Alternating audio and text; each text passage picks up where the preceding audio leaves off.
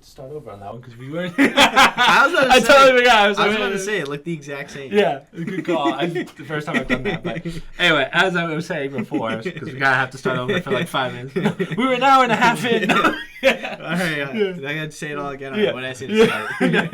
I was just saying before, Michael. This is the youngest. Mike and I have never done any videos together that we were in person. Yeah, we did the brotherly build battles, which we haven't done in like 2 years now. It feels like I was on camera for 5 seconds because they were making fun of my you ran amazing creations, and I ran into the room. And I was just saying how Michael only built things in gold. Yeah, gold and diamond. Yeah, how we're talking about we want to do it again for the fans that want to see it, but yeah. The only thing is timing. Yeah. Timing's the hardest because now that Kenny's in Miami, Michael's at school, and then he comes home really for just holidays. I mean, I'm sure we could do Christmas. Yeah, we could. I mean, don't depending know. on if you bring it back. Yeah. How long's your Christmas break? Fairly certain it's like a month. Wow. No, I mean, I'm probably dumb. I know I end at like the 9th. Well, I'm basing it off. I end on the 9th into New Year's. Oh, okay. So it's kind of a month. Yeah, that's what I'm basing it off of. I'm sure it's not exact. Yeah. So we were just talking about Michael, the youngest. Kenny and Michael went to Penn State. Kenny and I, actually, when Kenny was here, we talked about you being a freshman and he was a senior, and then we did that whole thing. I don't know if you watched that. I did. I saw that one. So, if you want to watch the other stream, if you want to hear all about that. Well, it's a podcast. Good try that. Well, yeah. But Michael, so now that Kenny's graduated and Michael is a junior now, you had to figure out housing, and now we're in Alpha Beta Sausage. Alpha Phi Delta 50 guys till I die. Getting the crest tattooed on me. So I haven't been there yet, but it's a pretty well-known. I never understood the fraternity things because you could probably explain better because Kenny was not in a fraternity. Yeah, but at Scranton we don't have those. And Kenny said him and like all of his friends said the one thing they regret is not rushing a fraternity. Really? Yeah, that's what they all said. That's why they made me rush one. and then we also had Grant. So Grant knew like Grant was in Pike. Yeah. So Grant lived with Kenny. Yeah, Grant. Yeah, Kenny lived with like 4 kids that he knew from the start. It was a legendary house. It was. A lot of things went down in that house. Yeah. That I wish I could erase from my memory. With Johnny fucking every day just. So he was the president of Pike. Yeah. The fraternity Pike. PK. I think Pike is PKE, but I'm not 100% sure, honestly. I don't know. My frat knowledge is really low. But he was friends with the kid from APD, and he was like, yo, I got this kid who wants to rush your fraternity, which AKA me. Mm-hmm. And so basically he got me out of all the bad stuff just because they were close friends and everything. Right. So I got it a little bit easier than everyone else, but that's how I got into it. And then there's also like a crap ton of fraternities at Penn State. I'm not sure what the most is, like what school has the most fraternities. Right. I'd say there's probably like 30 frats, maybe more, maybe less, around that area. And ours, so basically my freshman year, I was only with Kenny. Right. So we talked about that when Kenny was on. Yeah. Michael was a freshman, and it was during COVID, where there was really no one on campus. That's another thing that also like clutched up with me. Yeah. I remember I straight up lied, and I was like, I gotta go home. My grades are dipping. My grades are completely fine. And I like said I had to go home, but instead I went home for like a day. Mm-hmm. I said I had to go home for the week. I went home for a day, got a haircut, came back, and literally just stayed with Kenny for like the week. Yeah. And I'm pretty sure the fraternity still doesn't know that, so if you're watching, oh well. Yeah, that was freshman year, right? Yeah, I'm pretty sure the person I told that to, like, I'm pretty sure they graduated, so it doesn't matter. And most of the people I already told that, like, so yeah, during the freshman year, I literally did nothing with the fraternity. Like, they probably hated me because I only stayed with Kenny. Right. So I just kept dipping on them on everything. Sophomore year, I was more just like in my apartment, and I still was a bit with the fraternity, but not too much. And then this year, they're trying to make it so our house is one of the best at State College. Yeah. I mean, once again, I don't know much about knowledge, and I'm just hearing it from my brothers, so I'm sure they gas it up a little bit more than it actually is. But we have this backyard that comes with the house called the Pit, and everyone's like, oh my God, it's the Pit, it's the Pit, it's the Pit. And so that, so there's 30 rooms, 50 dudes that live at the house. So I have my room's literally like as big as a closet. It's probably as big as that's mine. Yeah. No, it's probably as big as I'm looking at like what you guys see on the camera. It's probably as big as that. Like, oh really? That's how big the room is, and I'm like splitting it with 2 people. I'm splitting it with another person. But I don't really stay in my room that much because it's so small. But so basically, they want as many people in the house as possible because, it's like to keep the house because everyone else is trying to get the house, and our landlord's just gonna give it to whoever can fill up the house. Mm-hmm. So right now we have 90 brothers, which is a lot. Most fraternities like 50 at like State College. Wow. And I'm like, this is my last year living in the house because I want to have my own room and not a bathroom that looks like a prison cell bathroom. You have the pit. Pit's a legendary. Yeah. It's like the spot. Because, so what we do is we just fill that pit with people, and then we usually do it day-longs, and we usually... Okay, goodbye, Missy. We usually run it during, like, football games. So we'll have a TV up, and I don't know if I've ever showed you the pit, but we just have a TV up, and we just have a shit ton of people in the back. We have a kid. Can I Google it? Like, will it come up if I type in the pit at? I mean, I could give you my address. No, that'd be way too hard to find. But what was I saying? Like, if you could describe the pit to everyone who's not, it's just a like a backyard. It's like a backyard. It's a normal backyard, but in the middle of it, it's like a dugout hole. Is it lower than the building itself? Or yeah, is it... yeah. Oh, okay. Well, actually, that's basically the people in the basement can look out of their windows into the pit. Gotcha. But there is like a first floor on regular level. Oh, interesting. So, can you just walk out to it then? Like if you're in the basement, yeah, you can literally walk out of your room into the pit, which is sick. Gotcha. Like my mom was like, "You're not living in the basement in this disgusting frat house," and I was like, "Yeah, she's right. It's probably dirty down there." But then I see that, and I'm like, "Wow, the basement's kind of lit." 3 floors? So basement. Yeah, there's the basement, the floor that I'm on in the middle, and then the upstairs. Okay. Upstairs has the nicest rooms. Basement is like. The only thing about the basement's pretty crap unless you have a room facing the pit, so you can just walk into the pit whenever you feel like it.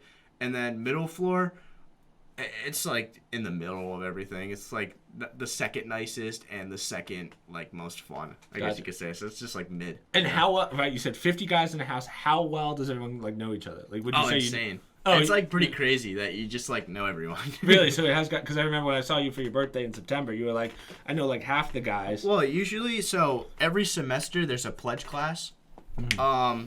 Ours varies usually. So in the first semester, it's usually only like 15 people because you can't take freshmen or first semester freshmen. You can't take first semester freshmen. So first semester is usually like 15 people, and we were talking about getting 35 new people for next semester. Because that's when you could take second semester. So 35 on top of the... Okay, so you're not going higher than 50. No. So 35 new people. So we have 90 kids right now. We're probably going to lose some that graduate mid-semester. Because we... Okay. Oh, so this includes people not actually living in the house. Yeah. Okay, gotcha. Yeah. Not everyone has to live in the house. Because 1, people have already lived in the house before. And 2, some people are just like bitches about it. And just like find a way out of it. But so we had 75 kids... 15 in this pledge class who just came in, but those 15 kids are so much more closer than with each other than with the like 75 kids. So there are like kind of cliques, but still everyone knows each other. Right. Are the cliques kind of grade based? Like you have the sophomores? No, really? It's your pledge class. Okay. Wow. So those 15 kids are really cool with each other because they went through stuff together to get in, and then so now we have 90. And then we're probably going to lose some due to graduating, like, at the end of the first semester. And then we're going to get 35, apparently, which we'll see if that actually happens. But 35 plus, I don't know, I'll say we'll lose 10 kids, maybe, to graduation. Oh, okay. So 80 plus 35. If we have 115 kids, that'd be fucking insane. Right. We could have, like, our own, like, other house. Yeah. At that point, you might have to consider it. No, it's not going to happen, but... It would be insane because then we also lose kids at the end of the year, which we'll lose a lot at that point. Now, when you become a senior next year, what happens with like a seniority sort of thing? Like, I have to assume that you said all the seniors leave. Who takes over? Like, how does that charge thing work? We did elections recently, so our president I don't know if our president graduates at the end of this semester or at the end of the year. I'm not sure. But we just got a new president who I'm pretty sure he's a junior, and so he's going to run it until he's a senior. So basically, once this semester ends, our current president, gone. Or no, he's not gone, but he's just not the president anymore. Right. He's just another brother. But then the new kid comes in, he does a semester, and I'm going to assume he does the next year. I don't know if he's a sophomore or something. But, so yeah, we basically have a new president. Gotcha. This kid, so it kind of rotates. This kid, do they know Johnny? They don't know Johnny that well. Johnny's been in a couple streams. Well, you know Johnny, and some of my friends who watch this know Johnny. But he's the splitting image of Johnny if he grew up anywhere except Delco. It's like pretty crazy. Yeah, how's his betting game? Is his betting game pretty good too, or opposite of Johnny? He's in our betting group chats, but he never really talks about betting. Oh, okay. Yeah. Johnny is lived with Kenny and Michael. Yeah. Johnny is kind of he's the one that owns Money Tuna Lobster LLC. Yeah. He big betting guy. How did you know this guy? He Johnny? wasn't really betting like until second semester of senior year. One of the funniest stories I always tell people whenever I bring up Johnny, and I don't think I've ever said it on the podcast, was when we went to go visit Kenny, or I went to go visit Kenny, and it was Megan Anderson versus freaking. I took that with him. Yeah, I can explain that too. Johnny and I put up this parlay, which, I mean, if you don't know what a parlay is, it's so I bet on 10 things, and they all have to hit. They all have to win for me to get money. Like big if one, money if too, one, usually. yeah. If you put them all together, like I could take them all straight to the point where one of them can lose, but I still make money. But if all 10 of them happen, then I make a shit ton of more money. Right. And so we did that, and we did like NBA. I forget what, like NBA, these UFC prelims. Yeah. Just all this. Like it's all different sports, baseball. All this shit put together. LeBron had to score over 25 points. Yeah. The Kings had to lose by less than 7. Yeah, and Johnny does these every week. And we hit 9 of them. Yeah. And all we needed was Megan Anderson, who Johnny was insisting we put at the end. Who this girl was like plus 800 odds, which means it would be insane if this woman won because she was fighting. It didn't make any sense. Because she was fighting Amanda Nunes. It was Nunes. Amanda Nunes is like she's that guy. She's like the Mike Tyson. She's like the greatest woman's fighter ever. But Johnny was showing me these like interviews of Megan Anderson going, "She's the nail, I'm the hammer," and stuff like that. I remember sitting in his room, he just kept showing me that. He's like, "We gotta hit this so bad." And then I don't think I watched it. Well, I think I was in the room watching it, and the fight started, and I think I walked off to do something. Yeah. And I came back upstairs, and Johnny was like, "Dude, she got smoked in 15 seconds." I just remember Johnny. So I'm sitting there. So right, the couch, TV, and then there was another couch to the left. And everyone's like, "Oh!" with the knockout, and Johnny's just sitting there like, "I've lost everything." I went downstairs to finish a homework assignment, thinking this could probably go like a round or two, and then I came up, and Johnny was like, "Dude, we lost everything." And Johnny has Johnny. I always say this when Johnny's like maybe 1 for 10 on a lot of the. He's way better now because his cousin he like puts out picks every day, right? And his cousin's insane. Really, and it's crazy to see how much Johnny has like started from just going on the DraftKings app to fuck it, I don't know this name. He might win. Because betting is like random as hell. To a certain extent, yeah. I mean, a lot of it, especially in MMA, because anything could happen. Like as we just saw with the Adesanya. Like you think I was gonna bet that Dustin Poirier was gonna win by submission? Yeah, good point. That came out of nowhere. Or even like Pereira 4th round TKO. Yeah, that would be like insane to put up. Yeah, like to I was surprised. I said to Dave, like, because we were in our Discord, and I said, like, this might go 5 rounds, and I was like, no, it's not gonna go 5 rounds, and it got to the 5th, and it was just like, whoa. Even like, I think I have a decent knowledge of sports. I have friends that have a decent knowledge of sports. They're so ass at sports betting because it's like you have to know nothing. Yeah. Because if you know something, it's just Vegas I think with the parlays, like betting on if someone's gonna win or not, that's one thing. But when you're doing parlays, where it's like you gotta hit 10 things in 10 different sports. I do like straight parlays because if I do straight bets, it's just like. Because with straight bets, say the Giants tomorrow, they play the Lions, and they're heavily favored. They're a big team, like or the Giants. They really think the Giants are gonna win that. I could put $35 on them, and I would probably only make like 15 back. It's just too much risk for a small reward. Yeah, it's not worth it. Yeah, exactly. People just think sports betting's way easier than it actually is. Yeah, again with this parlay, like I don't know. Johnny the other day was like, we were watching MMA. I'm sure boxing. I think it was during the Jake Paul and Anderson Silva fight. Yeah. I hear Johnny go, "What horse should I bet on for this parlay?" I'm like, what the, what? So I don't even know if he's serious on that one. I don't know. Yeah. I mean, I'll believe it. Yeah. I can see it. Luckily, Johnny has the money that he could put it up like that, but I don't know how he does it. What I did that was really successful was this UFC I got fucked because I thought Adesanya was going to win for sure. But maybe not the last. No, the last one I also got fucked because Oliveira, I thought he was going to win for sure. Really? I did not think. I was really 50-50 That was on that all. one. See, what you can't do and what I did there is you have to bet with your mind, not your heart. And I love Oliveira. Yeah. Because Oliveira is like this Brazilian guy that came from the bottom and just like. Yeah. He's got that story of like, came from the favelas. And he's like home. respectful too. Yeah. And he's been one of the greatest jiu-jitsu guys of all time. Like, in the UFC. Yeah, I like Oliveira, but I bet with my heart because I want him to win. But you got smoked. Yeah, when it comes to money, you can't do that. Yeah, that was done by me. But the one before that, I think it was Holloway and Volk. I don't know which one that was. I'm probably missing one or something like that. But that one, I remember, I put like 10 parlays of just like 4 things need to hit, and I made money off that because most of it like contradicted itself. It was Adesanya's last fight. That's what it was. Like the one before against Whitaker. Brunson. Well, no, not Whitaker. He fought Brunson. I'm pretty sure Adesanya's last fight was Whitaker. Nah, he fought a black dude. Cordonier. Oh, Cannonier? Cannonier. Yeah, fight? Really? He fought Cannonier before Pereira.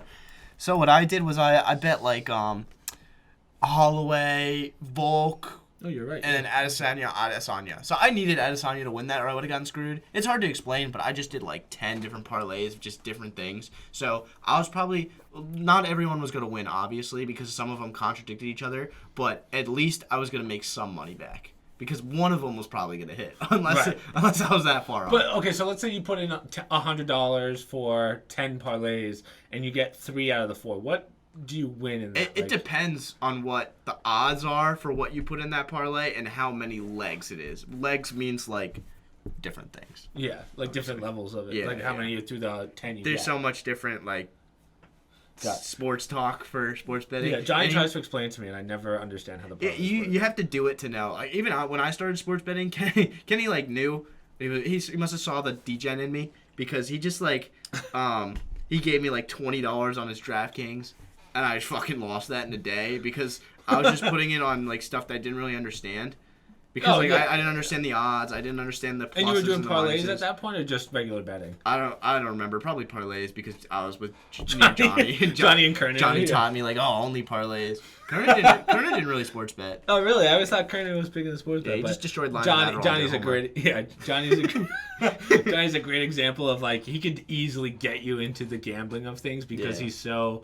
I guess charismatic's the right word, where you get so excited over this stuff that you go, I could get excited over it. Yeah, and it's just like, I also got confidence because like Johnny explaining sports to me, I was like, this kid knows nothing about sports. Imagine me, someone who actually has some idea of sports. Yeah, Johnny's a great example. Like, Johnny will ask me for UFC stuff, and I'm like, well, what's the rest of your parlay? He's like, I don't know who's going to win in this swimming event, but like, what the fuck? Like, Johnny, I don't think anyone's going to help you with that. My roommate is the most degen of degen.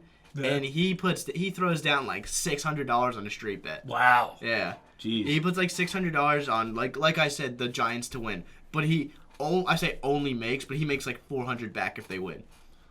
Well, you're still losing money. So you're still down $200. Well, no. He bets $600. If the Giants win, he makes $400. Oh, and plus that $600. Oh, gotcha. Yeah, you don't lose money by winning a bet. Fair point. I don't think that's possible. Fair point. Yeah. What was I gonna say? So, how's schoolwork and stuff in there? Like, how are you able to work? Back to like the fraternity. It's pretty crap, but I'm pretty good at it. I think my PC's coming in clutch. Because I have like a $2,000, $3,000 PC. Yeah, we built yours with that 3060 Ti or whatever. Yeah, so I have for a while. I have that. Literally, I mean, the only time I'm in my rooms is when I'm sleeping.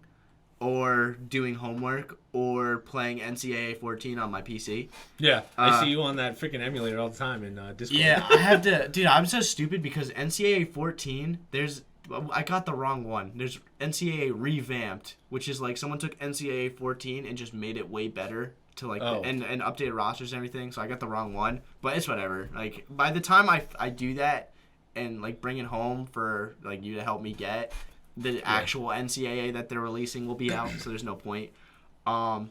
But yeah, so when I do homework, first of all, our Wi-Fi is dog shit. It's so bad. I don't know why. I think it's the. No, I'm sorry. That's cool. Yeah, no, not here.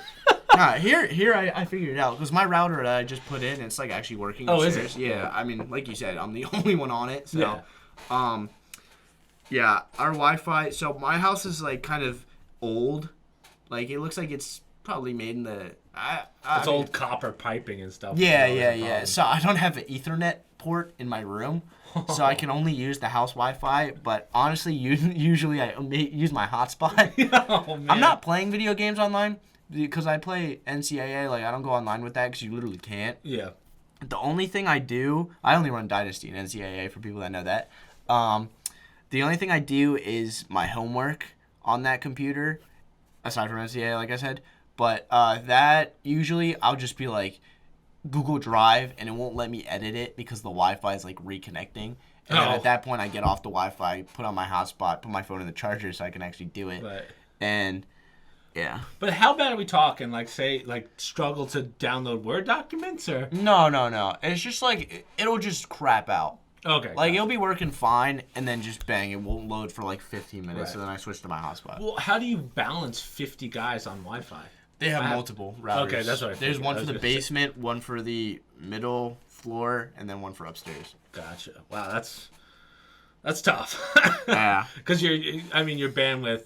Oh yeah, how many people are on each floor? I don't know if you said that. So like, give or take. I think it's different. I'm pretty sure it's different. Well, what's the least you'd have on a floor? So on mine, I'd probably say there's like 14. Yeah, so 14 people. 14 people using multiple devices at school. That's gotta really suck up that bandwidth. The Wi-Fi's just been horrible all year long, but yeah. Huh. And I usually I'm like not that during the weekdays. I'm like not home because what I do is I wake up at 12.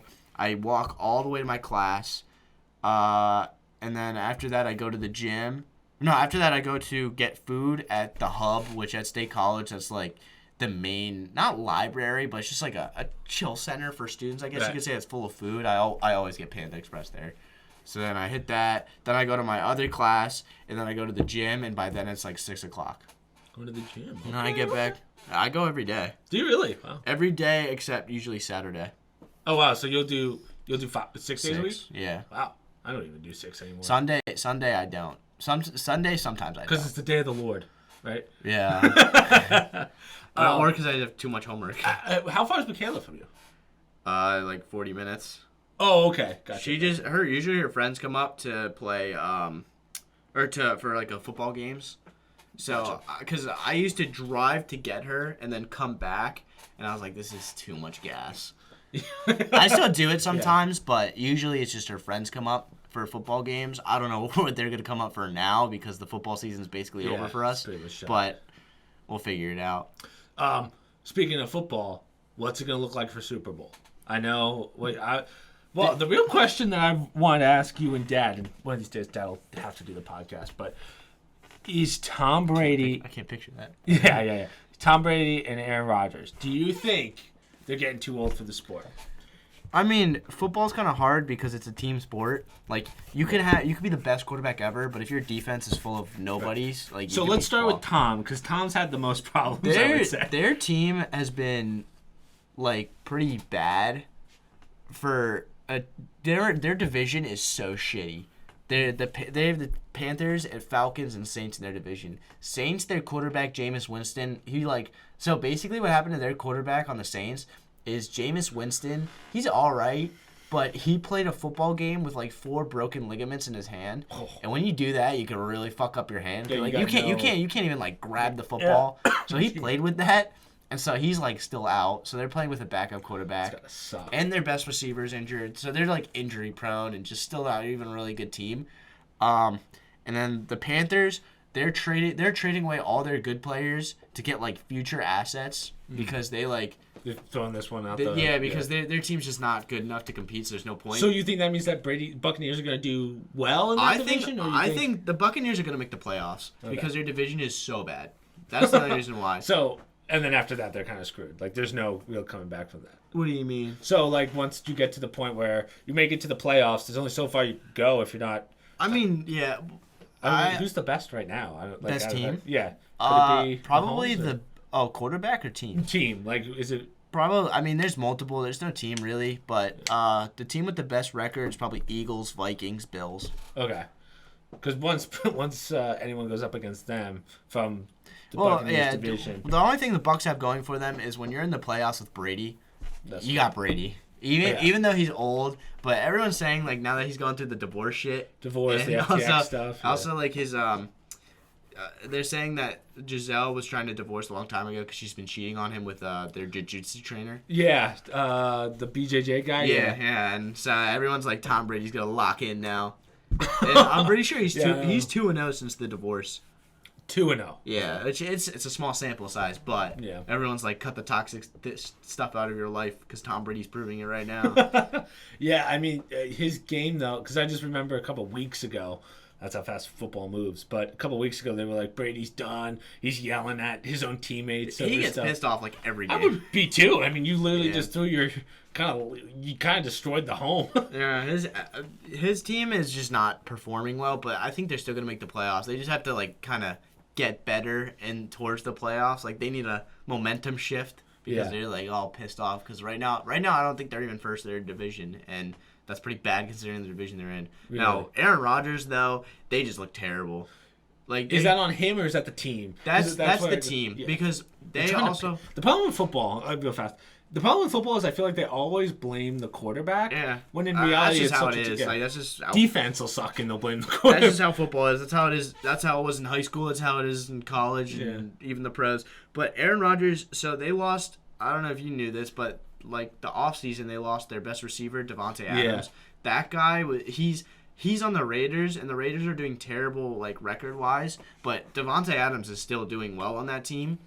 And basically, Aaron Rodgers, his wide receiver core, because they just lost their best one, who was like the best in the league, and their receiver core is just full of like rookies and just guys who are like not supposed to be like that guy at receiver. Like they're supposed to be like a wide receiver 2, but they're playing him at wide receiver 1. Right. So his offense is terrible. So with Aaron Rodgers, does he feel like to you that he's kind of getting old? Like he's not like Brady in the sense of, he's still doing this stuff where like Brady's still throwing downfield, whereas Aaron Rodgers. I mean, they're both still like really good quarterbacks, but they're definitely not in their prime. Yeah, they're getting worse and worse. Obviously. Yeah. Like, so how many more years do you see out of an Aaron Rodgers or a Brady? Aaron Rodgers, I could see retiring early because I feel like Aaron Rodgers. I don't even know how old he is. Probably like 37. Aaron Rodgers. Could he be 38? Let's see. 38, yeah. Aaron Rodgers, because recently, he knew Davante Adams was going to leave, and he still signed a contract to stay with the Packers, so he knew the Packers were going to be ass, but he still wanted to stay. So that just tells me that Aaron Rodgers, because there's other opportunities of teams that could win, so that just tells me Aaron Rodgers doesn't give a fuck about winning. He just wants the money or just wants to keep playing football or whatever. So I can see him retiring fairly soon. But Tom Brady, everyone says this is a joke, but I think it's real. He doesn't have a family to go back home to anymore. Like Giselle's gone. That's a good point. Giselle's gone. She's probably gonna take the kids. I mean, I think the kids want to hang out with his dad. Yeah, I don't know their ages, so I don't know how much of a say they have. The dad's like. Tom Brady's probably gonna be playing for like a couple more years. Okay. It's probably gonna be he can have one injury and his career's gonna be over. So I could be wrong about that. But if I'm saying if no injuries happen between Rodgers and Brady, Brady's probably gonna outplay him. Yeah. But would you still say that Brady's kind of deteriorating too, or can you not really see that because of the team he has? No, they're definitely deteriorating. Both of them, like they're not the only thing. Brady, he's definitely deteriorating. Aaron Rodgers is coming off back-to-back MVPs, which is pretty crazy to do when you're 36 and 37. Yeah. Now he's 38. His team's pretty crappy compared to what they used to be. So he just like I just said, he decided to stay with Green Bay for, I think he signed it for like 2 more years. So he's gonna be in Green Bay for like 2 more years, and then after that's up, maybe he'll just like go on, because most quarterbacks like Brady, or not Brady, like Joe Montana, you know him? Yeah. He played for the 49ers, but he played for the Buccaneers for like 2 years to end his career. So I see Aaron Rodgers doing that too. Like maybe he'll go on like the Broncos and then just 2 years done. Really? Or yeah, it kind of makes sense. I mean, how many teams? Like even if he was in a prime or whatever, like so let's say he was still as good as he was 10 years ago, or 5 years ago. I feel like if you're changing teams all the time, like a lot of the reason why he went down to the Buccaneers instead of staying at the Patriots was one, Belichick obviously, but also Gronk was done, and then when he moved, Gronk was like, "I'll come back for you." I don't think Brady like. I think he went to the Buccaneers because I honestly think he thought his like career was starting to slow. Like he was starting to end. Because when he left, the Patriots were so dominant for like 15 years with Brady, and then that year they lost in the first round of the playoffs. And everyone's like, "Oh my God, the dynasty's over. Brady's not like he used to be." Making the playoffs at, what was he, like probably 40? That's pretty damn impressive. And so at that point, he was probably just reading into all the hype about him like ending his career and stuff. So he's probably just like, "Fuck it, I'll do it like Montana did and probably go to the Buccaneers for a little bit." But then the Buccaneers were the Buccaneers stacked their team as soon as Brady got there. And they already had a pretty good team already, just not a quarterback. So then Brady got in. They made... The first year with the Bucs, Brady won the Super Bowl. Yeah. First year with the Bucs. He won the Super Bowl. Yeah. So I'm sure he did that, and he was probably like, "I'm probably gonna do this a little bit more." And now he's probably at that point. And now there's no team to really help him out. Yeah, I mean the team like, it's not like the team is getting less play. Like they lost a couple players, but no one too crazy. It's just like they're just not playing well. I think the saddest thing is going to be when Brady could have retired on a high note, and now when he does retire, it's probably going to be on a low note, right? Like I mean, yeah, it's possible. I don't know. I don't think they'll win the Super Bowl. That'd be pretty crazy to happen. But they also lost their head coach. He retired, and they have some guy that they're always talking about is pretty crappy at being a coach. But also in the NFL, it's not like the NBA where. Basically, like, the NBA was dominated by the Warriors and Cavs for, like, 4 years, where they were just kept meeting in the finals. And the NFL is way different. Like, the Rams, who just won the Super Bowl, they're, like, 3-6 right now, and definitely going to miss the playoffs. So it's just, like, NFL's way different due to, I guess, injuries.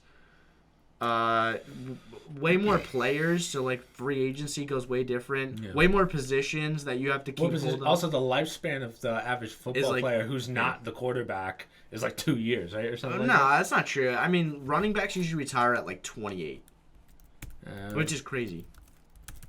Football. I want to see football career. Yeah, I mean, it depends on the position. Right. It's probably like, 3.3 years. And the ones that go, let's see. The ones that go... I'm curious. I think that's basing like... Oh. Do you know who takes the longest to retire? Take a guess. Quarterback? Punter, nope. Kicker, yeah. Yeah. They usually survive 4.8. I remember Adam Vinatieri is like one of the greatest kickers of all time. He retired at like 48. Oh, yeah, that's a good run. I think I might have gotten that number wrong. Did you see that that NFL linebacker that retired after selling his rare Pokemon card? No. Yeah. So here, let me give you this guy's name. So he sold Blake Martinez. I know. Yeah. He's a Giant, right? He was a Giant and Packer, I'm pretty sure. I think it says he's a Raider right now, but maybe this is just not him. But yeah, Las Vegas Raiders player Blake Martinez shocked many fans when he announced last week he was retiring from the NFL at age 28. He was drafted by the Packers in 2016. Yeah, he played for the Giants at some point.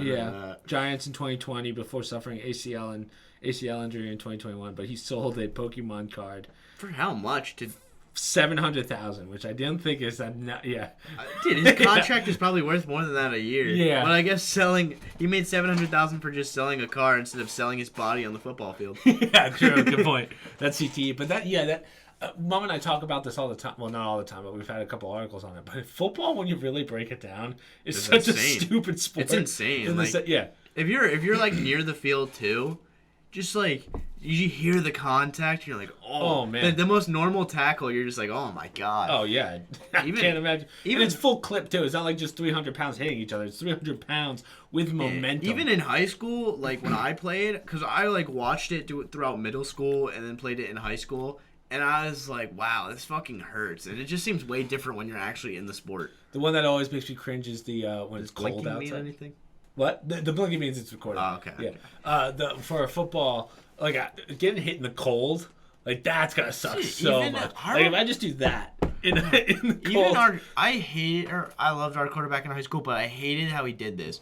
I played wide receiver, dude. When it was cold out, he put like extra heat behind it, and I like he threw it as hard as possible. Yeah, hit your hand. Boom! I was like, what the fuck? Yeah, I couldn't catch a ball because he was just beaming them at me. I was like, you can do this when it's warm out, but when it's freezing cold, it fucking kills. Yeah, I don't know what that is. Maybe constricting muscles. Even like I also thought like, wow, the offensive players get it the worst because they're getting railed. Dude, when you're a defender and you see some kid coming at you with his head down, trucking through you, oh yeah, and he's twice your size. Yeah, it fucking hurts. Yeah. Well, the one that also scares me is whenever someone gets grabbed in the leg and like it twists. Like like especially with people that are running, man, that's. I mean, how are you not tearing your ACL every time? It's crazy. Yeah, that sucks no matter what, but. That's why we stuck to basketball. Are you still playing basketball at school or not really? I'm in a 3v3 IM league. We have, as soon as I get back to school on Monday, have my first playoff game. First playoff game. Yeah, we lost our first game because we had a kid who wasn't so good on our team. Cut him instantly. We didn't cut him. We're like, get the fuck out of here. We didn't cut him, but we got a kid because it's a fraternity league, so you can only have people in your fraternity. Oh, okay. So we didn't cut the kid, but we found one of. So it's me, this kid. Replaced him. Yeah, it's me and this kid who's like 6'8". Right. And then this kid that sucks. And then the 6'8" kid has a friend who's also like 6'4". And we just picked him up. Like, we literally went up to the guy that runs the 3v3 thing. And we were like, can we add our friend who's like not a part of the fraternity? He's like, I mean, I don't know how to prove he's not a part of it, but I guess go ahead. Yeah. And then, so basically, we got that kid on our team. So after we lost our first game, we won. Like, it's first one to 30 or 24 minutes. Mm-hmm. So first game without, or our second game after the one we lost, it was 15-31 and then 16-31. And the 16-31 was against the 1 seed in our division. Wow. Yeah. So you guys kind of showing. Okay. Yeah. So I mean, we'll see how playoffs are. Our first game in the playoffs is against the team we lost to. Okay, back when you had the crap kid. Right? Yeah. So it's gonna be way different. Who's this guy? Well, in our second game, the kids were pretty bad. The third game, the team was, like I said, first seed, but we didn't have the kid that sucked. He didn't show up, and so we went off. Do you have a place to practice, or does it really just show up? Like, are you still playing? It like straight up is like just first. It's like literally like it looks like pickup games are going on. Right. Like it doesn't look professional at all, like an IM league. Right. But how do you guys like when you're not playing? We don't practice. I mean, we've gone, like me and those two kids, we've gone to the gym together to find games. Yeah. Because at Penn State, like. There's actually a lot of games going on. Dude, I went with those two kids one time. There's a professional from who played overseas playing there, and we beat him. Really? In a 5v5. 5v5. Yeah. Dude. Yeah, this guy was like, he was like 6'9". He had a beautiful shot from like the mid-range, and he was just like, he was like pretty athletic for a dude that size, and he's also pretty old now too. He said he played in one of those summer league teams that's full of like G leaguers basically. One of my friend's husbands was in the EuroLeague. Yeah. He played in the EuroLeague. He doesn't do it anymore. He decided to go down the science route instead. But apparently he was really good at basketball. And he was telling me like the mindset, and I was just like, Jesus. Last night, Dwight Howard, he's like old and like can't find a team in the NBA because he's not good anymore. Yeah. He went to the Taiwan League and he played his first game today. He had like 40, 25, and 10. That's what I like to see. Yeah. Did you see? I was just watching Giannis get. Did you see the big thing with Giannis last night? Yeah. Yeah. I was pretty dumb by Giannis. It was, but when these guys have, oh, this isn't loading. But when these guys have like routines and stuff, like I always think about when we were younger. Dad would always like if we weren't shooting well, Dad would make me like shoot foul shots or something to make sure that I still had the touch. Well, yeah, you also don't have... I mean, like, I understand that Giannis is trying to shoot free throws, but, like, come on, dude. That guy's trying to, like, do his job and get home to his family and kids. Yeah. When just, like... I don't know what his job actually was to put that I think the hoop was messed up, So probably some boss told him like, "Hey, go fix the hoop real quick." And so they were trying to do that, and little did they know Giannis is gonna bull rush their ladder. Bull rush is the right word. He like came over and threw it on the ground, and I was like, "Dude, the dude's just trying to work." Yeah. And I felt bad for the guy with the ladder. Yeah, I think he could have gone to the other side of the court and shot his 10. I don't know. Or he could have gone like probably. I'm sure he has a private basketball hoop at like the hotel that the team's staying at or something. Yeah, that could be true. I wonder if it's one of those ritual things where it's like, oh, if I didn't shoot well. You know, what's crazy about Giannis is I see him always working on his free throws, but he never gets better. That's like Shaq. That's like the same Shaq actually, that's not true. Well, first of all, Shaq never worked on his free throws. Oh, really? Giannis, I thought he did, and he still sucked. I see videos so many times of Giannis, like, staying after the game trying to work on his free throws. But he is getting a little bit better. But, like, for the amount of times he practices, I'd expect Giannis to shoot, like, 90%. Yeah. He shoots, like, I feel 70. like out of all the... As someone that doesn't watch sports often, like, I'll watch it when it's on, but I'm not going out of my way. I feel like Giannis is, like, was the biggest kind of nothing and then came to something. Like, I never heard his name, and now it's the only thing you hear about. He was in the league when he was really young, though. Like, he came in when he was, like, 19, and... His first year, he was pretty bad. Everyone just talked about, like, how lanky he was. Mm-hmm. And he was also really skinny. But then second year, he started to get pretty good. He went from, like, 7 points a game to, like, 15. And then after that, he won Most Improved Player of the Year because he started dropping, like, 23. And then he just started to get, like, bigger and bigger and more jacked and more jacked. So, like Zion, but better. Like, in the sense of putting on weight. Yeah, basically. Yeah. Zion was never scrawny. Yeah. And Zion also was, like... He's just already been a tank. Yeah. I mean, yeah, definition of a tank. Yeah. But then you got, like, I remember Kenny and Alan were kind of, like, talking conspiracy about how he purposely got heavy so he would get traded and stuff, but I don't know whatever happened to that. So I mean, it's a little late for that now. It could be still true. But Zion also, it's not Zion's fault for why he barely played. Like, he's played, like, 60 games in the past 2 years, and it's 81-game seasons. So he's missed, like, over 100 games. Zion's, like, fully healthy almost all the time. It's just the Pelicans, the team that he plays for, are so cautious with him. Yeah, because they don't want him getting hurt? They don't want him getting hurt, and I think they're just, like, they know they're not really competitive right now, but when they are competitive, they'll probably play him as much as possible. Like, there's no point in risking... I mean, he's such a... He's kind of like the modern-day Shaq, right? In the sense of weight, just not as tall. Yeah. How tall is he? He's like 6'7". He's short. We're short for the NBA. Yeah, I was gonna say. I was like hearing that. Most centers. I'll talk about something after. Most centers are like 7 foot. Most power forwards are like 6'10". Wow, is it really? And Zion, he could be like 6'6". But as I was gonna say, there's this guy who mom said she's talked to you and dad about him, but you ignored her kinda, or like was like, oh, it's whatever. Victor Wembanyama. There's no way mom's ever said that. He is from France. He is 7'4", and he can like basically play point guard. How the fuck do you even spell his last name? Wembanyama, you said? Wembanyama. W-E-B. Wembanyama. Yep. Yeah. He's 7'4", 8-foot wingspan. He shoots 7'2", sir. Oh yeah, 18 years old though. Wow. 18 years old. He's easily the first pick in the draft next year. He's been playing like overseas at France, and he's dropping like 40 points, like 15 rebounds, and like 5 assists a game, and like 7 blocks. It's insane. But on the flip side of that, is that one of those things where it's like, oh, he's playing in the EuroLeague? No, and then all because of a sudden he played. Over? So he also played against. He played against G Leaguers, which they're not as good as NBA players, but they're like the closest thing to it. You know what the G stands for? Gatorade. Damn it. Yeah. So he played against the G Leaguers, who are closest thing to NBA players, and he still put up like the same stat lines.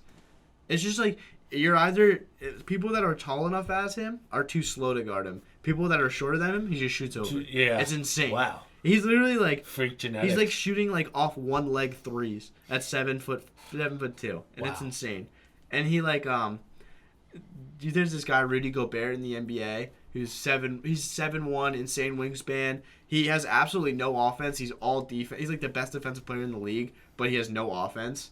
And he's just good because of his size, really. Right. And this Victor kid, who's like 6 years younger than him, is just destroying him on offense, but then also way bigger, way taller and lankier than him, and that's like the guarding worst thing to go up against. It's insane. Like, this guy's insane. So, kind of same question as we talked about with football, though. So, all these new guys are coming in. What happens to all these old guys? Like, I keep seeing stuff on like how the Knicks are falling apart, the Nets are falling apart, Lakers falling apart, Golden State falling apart. The Lakers. So Lakers have they have Russell West. Oh, also I'll go back to that, but also. The Lakers gave their first round pick to the Pelicans. So and they're like the worst team in the league record wise. So the Pelicans can get that Wembanyama kid with Zion. Wow.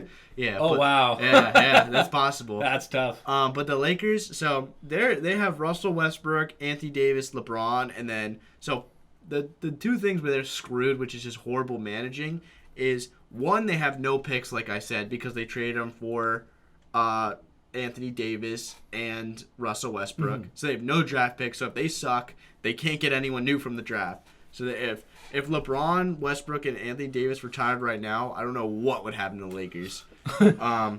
So not only that, those three are taking up so much money, so they can't spend money to get new guys around them. Because right now, the Lakers' problem is those three guys are together and they have absolutely no one around them. They have some guy on their team who I'm pretty sure he starts or he's a sixth man or something.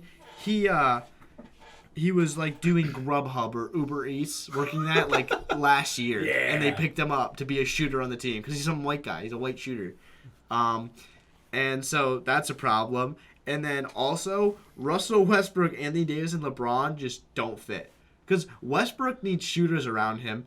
The Lakers can't afford to buy shooters. LeBron needs shooters around him. They can't afford to buy shooters because they're sucking up all the money.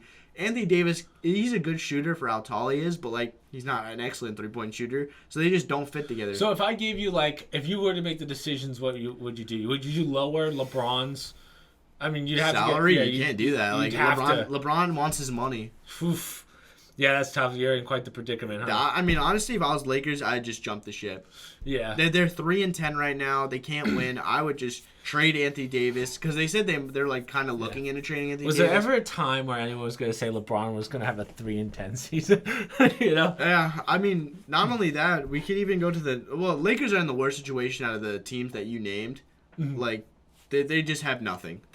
Nothing's looking good for them. LeBron's putting up his stats. Like, even I was watching Skip Bayless and Shannon Sharp, and they were saying, like, LeBron's just chasing Kareem Abdul-Jabbar's record of most career points ever because they're not going to win anything. They're just screwed. They even brought Russell Westbrook off the bench, and Russell Westbrook's doing better off the bench, but they're still not really winning because they have no one else. Was it last season that Russell did really poorly? Oh, yeah. Last season in the first, 5 games of this year. Yeah. Because they were starting him, and it's just, you can't really start him with LeBron and stuff. They have no shooters. It's just terrible what's going on there. So if I was them, I'd just blow the ship up right now.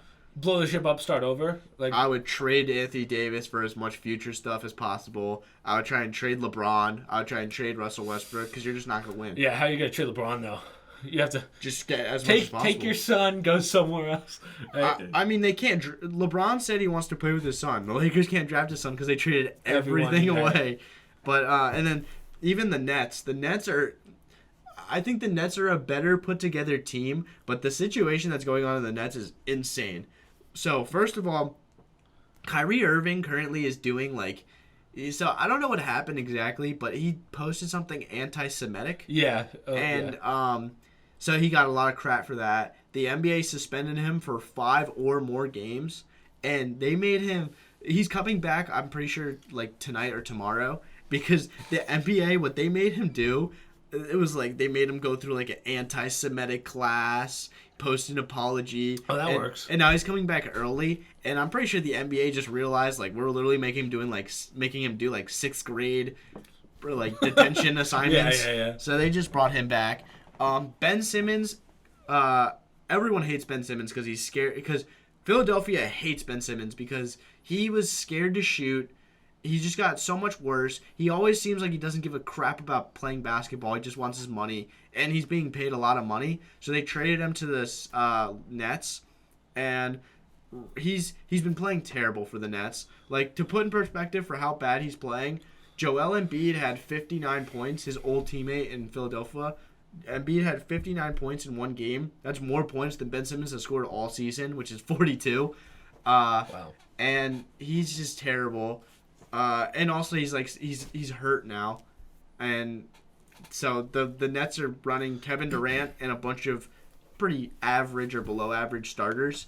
And Kevin Durant recently dropped an absolutely crazy quote in like the media where he said like, he basically said, "What do you expect me to do? Look at my teammates."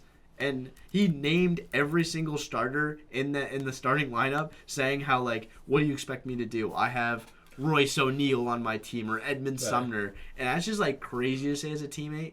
Didn't they also lose Steve Nash, their head well, coach? yeah. So Kevin Durant said he wanted Steve Nash fired because he wasn't like being intense enough in practice. And then the Nets were gonna sign the old Celtics head coach who recently had a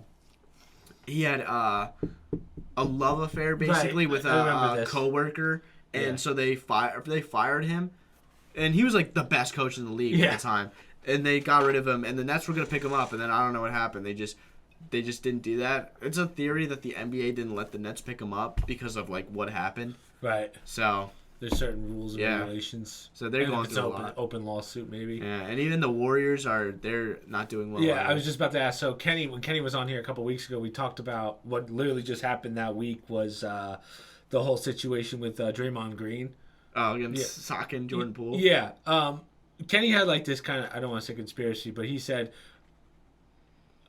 and I kind of agree with the idea, just because I like the conspiracy of, what are the odds that someone's going to allow footage out of a practice thing? You think it was on purpose to get rid of Draymond? I mean, that's possible, but I heard that TMZ paid that dude $5 million for that clip.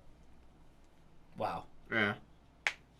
Interesting. Yeah, so then they did that, and then Jordan Poole and Draymond Green seem like they don't care about it anymore, which is crazy, because if I was Jordan Poole, I'd want to be traded ASAP. Yeah, I mean, Draymond, I think there's a certain aspect of, like, you know what you're going to get when you're playing with Draymond Green. Yeah, like, there's a certain... Draymond, the only thing Draymond's got going for him is his leadership, because he sucks at basketball. You won't say that to his face. Yeah, apparently he's got to punch me like he did to Jordan Poole. Yeah, that's true. I can only imagine what Jordan Poole is saying to get him not riled up, but yeah, Draymond Green, he can't really shoot like he used to. He's good. I guess he's good at defense, but even that, he's not as good as he used to. He literally looks like a headless chicken when he gets near the hoop trying to shoot a layup. It's insane. Right. So now they just have Steph Curry, Klay Thompson, and Jordan Poole. Right? I mean, they have a bunch of other guys too that are pretty good, but Klay Thompson's been playing terrible, and then Jordan Poole's been terrible off the bench, and everyone's telling like Steve Kerr, everyone's insinuating like, hey, maybe like start Jordan Poole over Klay, but he's just not doing that. And like I saw a stat, so plus or minus is basically like someone's plus or minus. So say when LeBron's on the court. The Lakers give up 21 points, or they're like down 21 when LeBron's on the court. Mm-hmm. So as soon as LeBron gets on, the Warriors score. He's -2. Man, it's always amazing how little statistics. Yeah, it is a pretty stupid statistic, but still, I saw basically that stat with the Warriors starters are +77, while the Warriors bench is -91. Wow. I can't even keep up with those numbers. Basically, the starters for the Warriors are getting these leads, while the Warriors starters are getting these decently large leads, and then the bench comes in and they blow it. Oh, okay. That's basically what it is. That's interesting. But because baseball, we were just talking about recently, and I don't know much about baseball, but they talk about the statistics of that sport and how it's a game of statistics. Yeah. And I always wonder how much of that is true in basketball too. Because no offense, but like to the people that love baseball, but from a skill perspective, I mean, you can kind of make the argument that when it comes to basketball, there's a little more talent involved when it comes to making you need more stats. You need more athleticism. Are you talking about playing the sport or in the stats? Well, what I'm saying, if I was betting money and I was like, this is sure money, I would say that when it comes to basketball, it's a little hard to tell because the talent pool is, like the talent that's in basketball can kind of really factor in, whereas baseball, yeah, there's a certain talent, but all the betting that they do is based off statistics. I mean, that's true. I can't really. Yeah. go against that. There's I forget what the Moneyball, I think, is the movie, where basically it talks about how, I forget which team it is, but basically they had all these great players, but they weren't winning. So what they did was they fired all their players because they were way above the market cap, so they've already spent all their money, and those players weren't good. They said, hey, let's just build a team from all these like rookies, play the statistics, and they ended up winning the World Series. I forget what it's based on, but someone, one of the viewers would tell us. But I forget the whole story. Drew, I don't know if you know Drew, but Drewski in Discord, Matt Nee's former roommate, he's been to our house a couple times. But he's big into baseball, and he was telling me how it works, like the statistics of baseball and how it's literally just a statistic sport. And he was talking about how mad he was when they said that they were making some changes to like the pitching, and because now the statistics are all skewed. I know in extra innings they have a man starting on second base. Yeah, but that's pretty good. That's a crazy new rule. I was like confused when I saw that in the last baseball game I watched. I like didn't know that was a thing. That guy just gets a free. I was like, did I miss something? Did I miss a hit? Did something skip? Yeah. Everyone in Penn State was watching the World Series because the Phillies were in it. Yeah, that makes sense. And like everyone's a Phillies fan out of nowhere at Penn State. Yeah. I'm more focused on the MMA stuff. I don't really watch anything else. Because no one else watches... They'll watch, like, football games and stuff, but it's all college stuff, and I'm usually... I have other stuff to do. Yeah, Because there are weird times. Yeah, MMA, we've kind of went through a lot, honestly. Like, I don't know if there's much coming up next. Well, you saw today there's Derek Lewis versus... I didn't see it, but... It hasn't happened yet, but they canceled it. Something happened to Derek Lewis, and they're not saying what it is. Oh, really? He had to go to the hospital, so... Oh, shit. Yeah. Well, I know Volk fights Islam. That's going to be a good-ass fight. Sure. Yeah, I don't think so. I think Volk, as good as he is, I think he gets wrecked. Oh. Yeah. You're a big Islam fan? I'm not a big Islam fan, but I don't doubt Well, I got Dave really down the street whispering in my ear. You think Islam's really good? Islam Makhachev is better than I think... He's very good for that division. Like, you have to think about the fact that division's good. Yeah. That division's so, stacked. Makhachev, I mean... I honestly...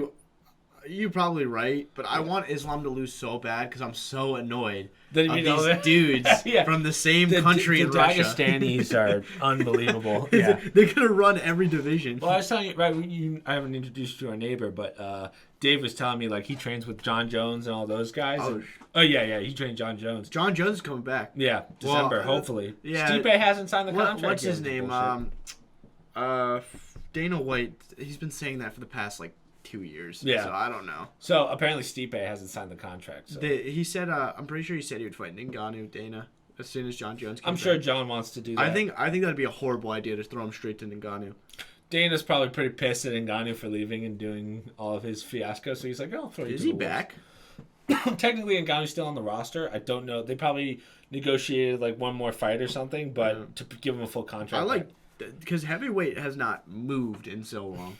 Well, we were talking about this. Kenny and I talked about this either on the podcast or whatever. But now I feel like we're kind of moving to a period in the MMA where now we're kind of getting somewhat boring champions. Like, they're all wrestlers. Yeah, I hate wrestlers. Yeah, I mean, I hate wrestlers. But you're right. But to a certain extent, it wins. It's gonna win every time. No, it wins 100%. Yeah. But as a viewer, as a fan, I want to see fucking Michael Chandler go all out with Justin Gaethje. Well, we were saying that dude's an idiot. Yeah, so he has 0 fight IQ. Who? Michael Chandler.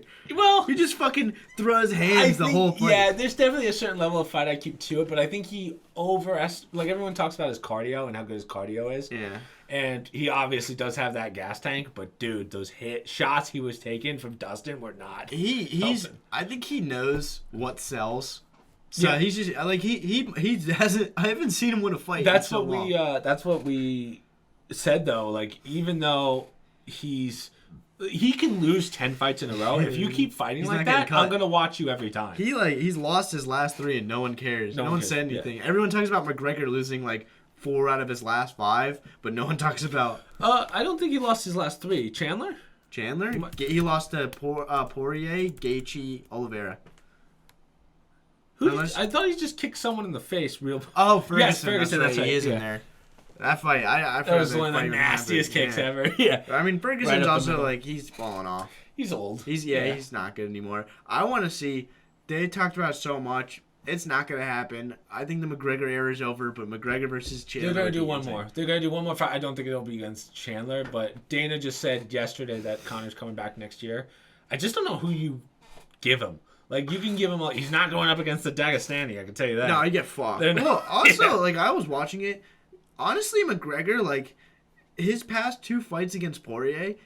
First one, he was, like, doing pretty damn well, and then he just got caught in the corner and smoked. And then the second one, he was doing pretty well in the first round. He completely shattered his shin, though. Like, I know that. Yeah. But, like, he was people act like he was so bad on his, like, last 2-3 fights, but he put up a fight against... He did, like, the best anyone's done against Khabib. For that one round, yeah. Poirier, he, like, did pretty well, but then he got caught in the corner, and it was also his first time back in a while. And then the other one... He was doing really well in the first round again, but then he broke his ankle. Like, maybe Poirier did something to that, but still, like, pretty freak injury. Yeah, I mean, it wasn't an ankle; it was his whole shin. Really. Yeah, it was gross. Like, and the fact that he could scream on the ground as his leg just did that. And he's like asking, his leg's all mangled. He's like, "I want a medical doctor to clear it." Right? He's like, "What? I could take this in the parking lot." That's basically what he said. Yeah. That was insane. But the problem with Conor coming back, and again, Conor was, I mean, he's great for the sport. He's arguably the reason that MMA is as big as it is now, besides Rogan. But the problem is, I think, the era, to your point, the era of Conor's kind of over because the talent pool that has come in and how good the fighters have gotten when he hasn't fought in what feels like 2 years now. Yeah. I mean, a lot's changed in those 2 years. And the last division he fought in is, like, the best division. I don't think he'll ever be champion again. You know? Oh, no. I don't think he's too old. He'll do the money fights. They want to do one more Nate Diaz fight. Yeah, I don't think that's going to happen. Diaz is gone, probably. Yeah, Diaz is going to end up going to boxing. Yeah, sadly. Yeah, and then if he goes... Here's the other problem, right? He wants to go to boxing and then come back to UFC. Problem is, the talent pool is going to be way past his prime. So, I don't know what he's going to do. I think we're going to have to see a new era of fighters. And getting through those Dagestanis, I don't know who's going to do it. Those Dagestanis, I hate them because they just take over. They've taken over like every division. They have at least one Dagestani in every division that's slowly flying up the ranks, and they're just going to wrestle. There's really only two. Yeah, there's really only two UFC. Let's just go to UFC.com. Well, I mean, something that also pisses me off about them is like I said, I hate watching a wrestling fight. Mm-hmm. And they just are all, like, really good wrestlers. Right. So, I was just about to say, so the only people that... where's the... I'm trying to find the rankings. Rankings, there we go. The only actual fighters, I mean actual, like, punching fighters, Alexander Volkanovski's definitely one where he could take it to the ground, but he's a puncher. And then you have Piera, who just won against Izzy. I'm fine with guys that are balanced. Yeah. But, like, they're just straight wrestlers. Yeah, and Yuri. Yuri's really the only one. Yuri, Poach... the light heavyweight? Yeah. Yeah. And then everyone else, I mean, technically Francis, but we don't even know what's going on with Francis. Yeah. But everyone else is a wrestler. Makhachev's a wrestler. Leon Edwards, he'll stand and bang with you. But Figueiredo, who, you know what? Now that I look at it, there's a little more... I think Leon Edwards is going to get destroyed. Oh, yeah, absolutely. That was... I know what everyone's like, oh, you have to be prepared, yada yada. That was a lucky ass kick. Yeah, if you run that back against Usman, Usman's gonna. Usman was destroying him the whole fight. But you know who's gonna love this? Colby Covington, dude. That's right away. I want Colby Covington versus Khamzat. Khamzat, yeah, that would be an insane fight. Yeah, it would be sick. But I mean, it would be. I think it would be a bit of. It wouldn't even be much of a wrestling one because like Khamzat's good on his feet. Colby's all right. He's a good striker. He's pretty good. Yeah. And the cardio for both of them's pretty... It would be the craziest wrestling match we've ever seen. It would be an insane match in general. And it wouldn't even be a championship fight. Like I think you run Leon versus... what's it called? Leon versus Usman again. And then also Colby and Khamzat. Winner fights winner. Yeah, I think when the champion who's held the belt for a while, usually they do a rematch right away. So Usman's going to fight... Leon Edwards again, and then Adesanya. Adesanya's gonna fight Piera. People talk about Whitaker fighting first, and then Adesanya. Well, everyone in that division is foaming at the mouth to go up against. Because Adesanya clapped them all. Yeah, like twice, and all in striking. So now that Robert Whitaker, I always say this, and everyone's like, "Oh, he's like the #1 wrestler to ever come out of Australia. Like he's won every championship in Australia." for his wrestling. Like if he goes up against what about someone, Volk? Volk has got to be a. I mean, I don't know where Volk's from. Isn't he Australian? Well, different weight classes though. Oh, you're talking about for the weight class? Yeah, for the weight class. Yeah. He's kind of like the heaviest weight to come out of Australia. That's been I haven't watched much of it Adesanya, aside from the Cannonier fight, which that was like a boring ass fight. Honestly, Yeah. he like clearly was beating the guy. It was all counter strike. Izzy always plays well with his length. That Pereira versus Adesanya fight was a good ass fight. Like they were throwing bangers. I was surprised by how. What's the word I'm looking for? Like I knew it was gonna be. I thought it was gonna be more distanced. Yeah. In that sense, but the second Izzy stopped playing back, and it's kind of the cockiness of where it kind of got to him. Pieta just freaking emptied the gas tank on him. That was it. He just got stuck. Like it was just that one moment. He was killing him the whole fight.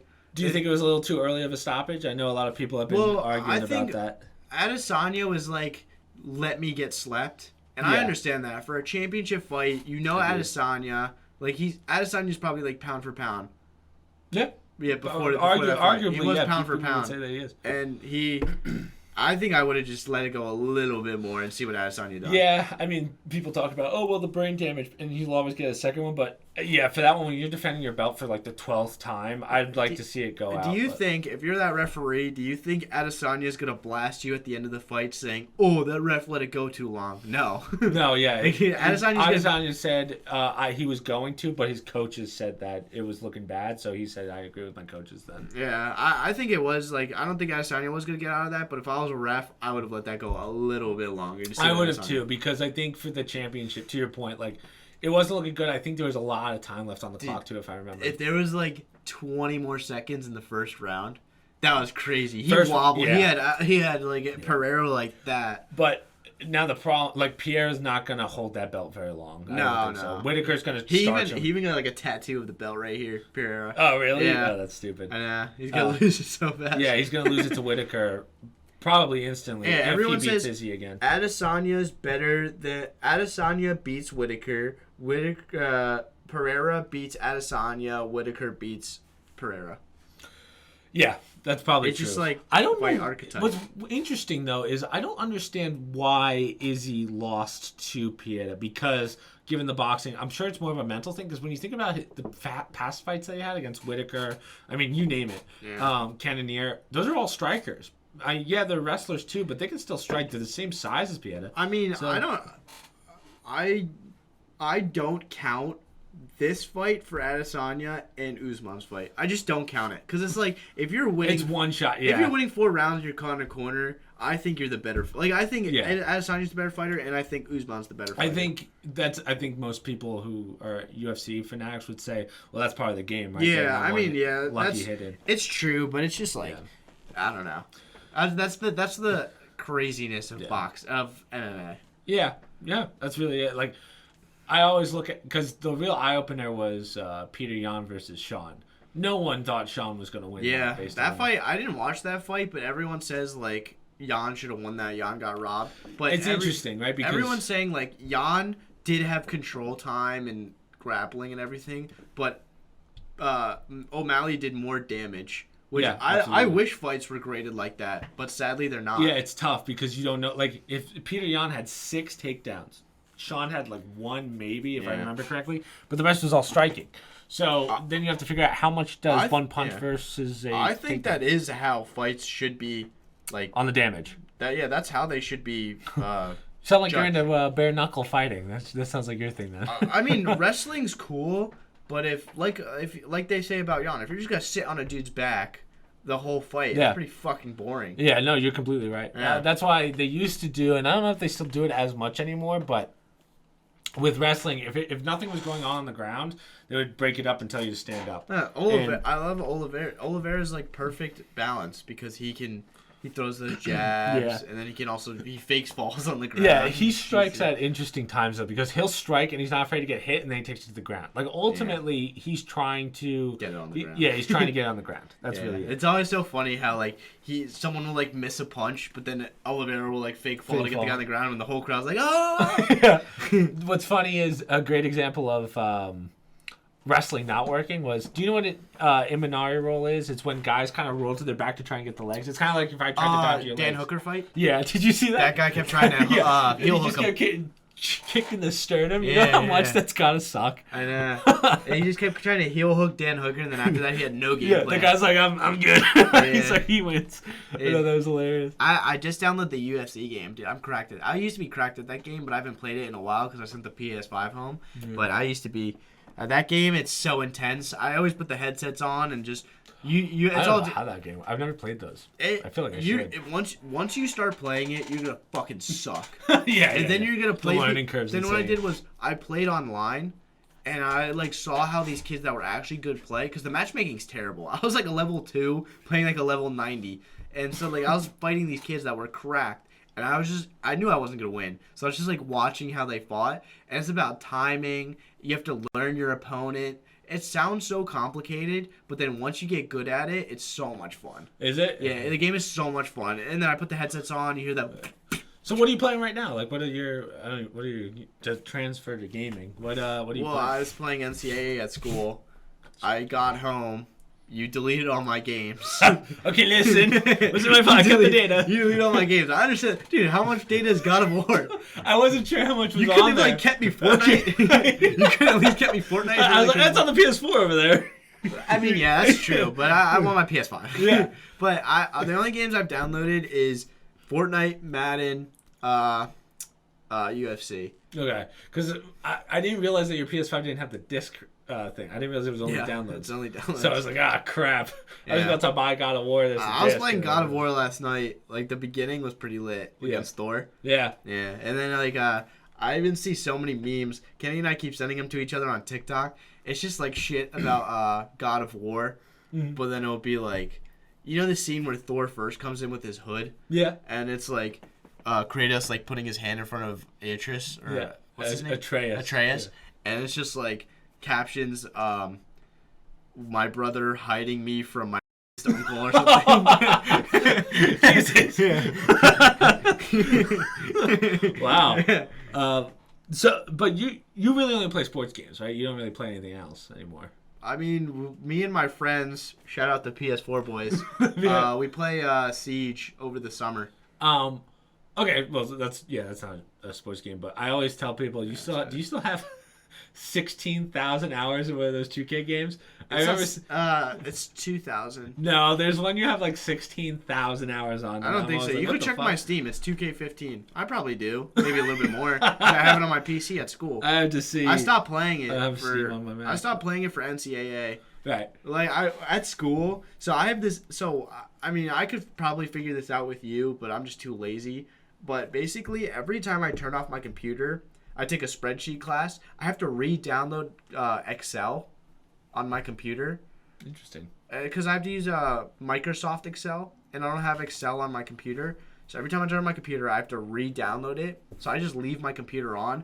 So I'm just NCAA is always on. I'm probably killing the electricity in my house. The bill, yeah.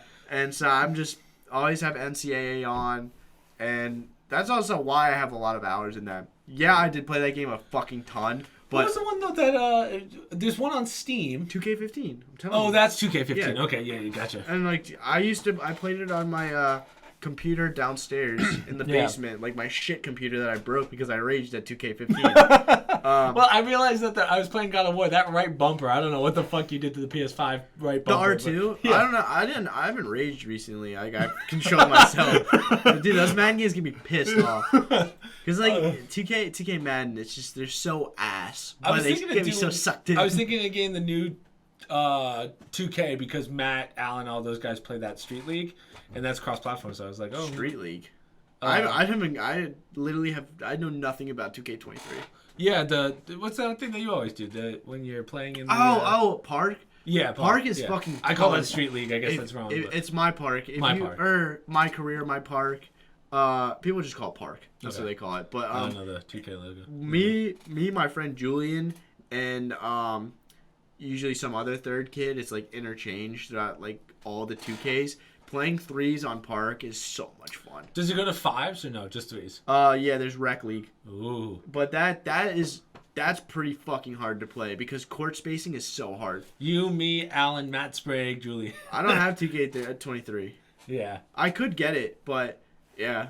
It's going to be so hard. And Julie and I, we didn't have 3 other people sometimes. So me and Julian would just go in with randoms. And if you do not pass the ball to the randoms, they just lose on purpose. So they'll keep getting offensive 3-second violations, keep losing the ball, just run out of bounds, don't pass to you. Yeah, you got to go in with a full team.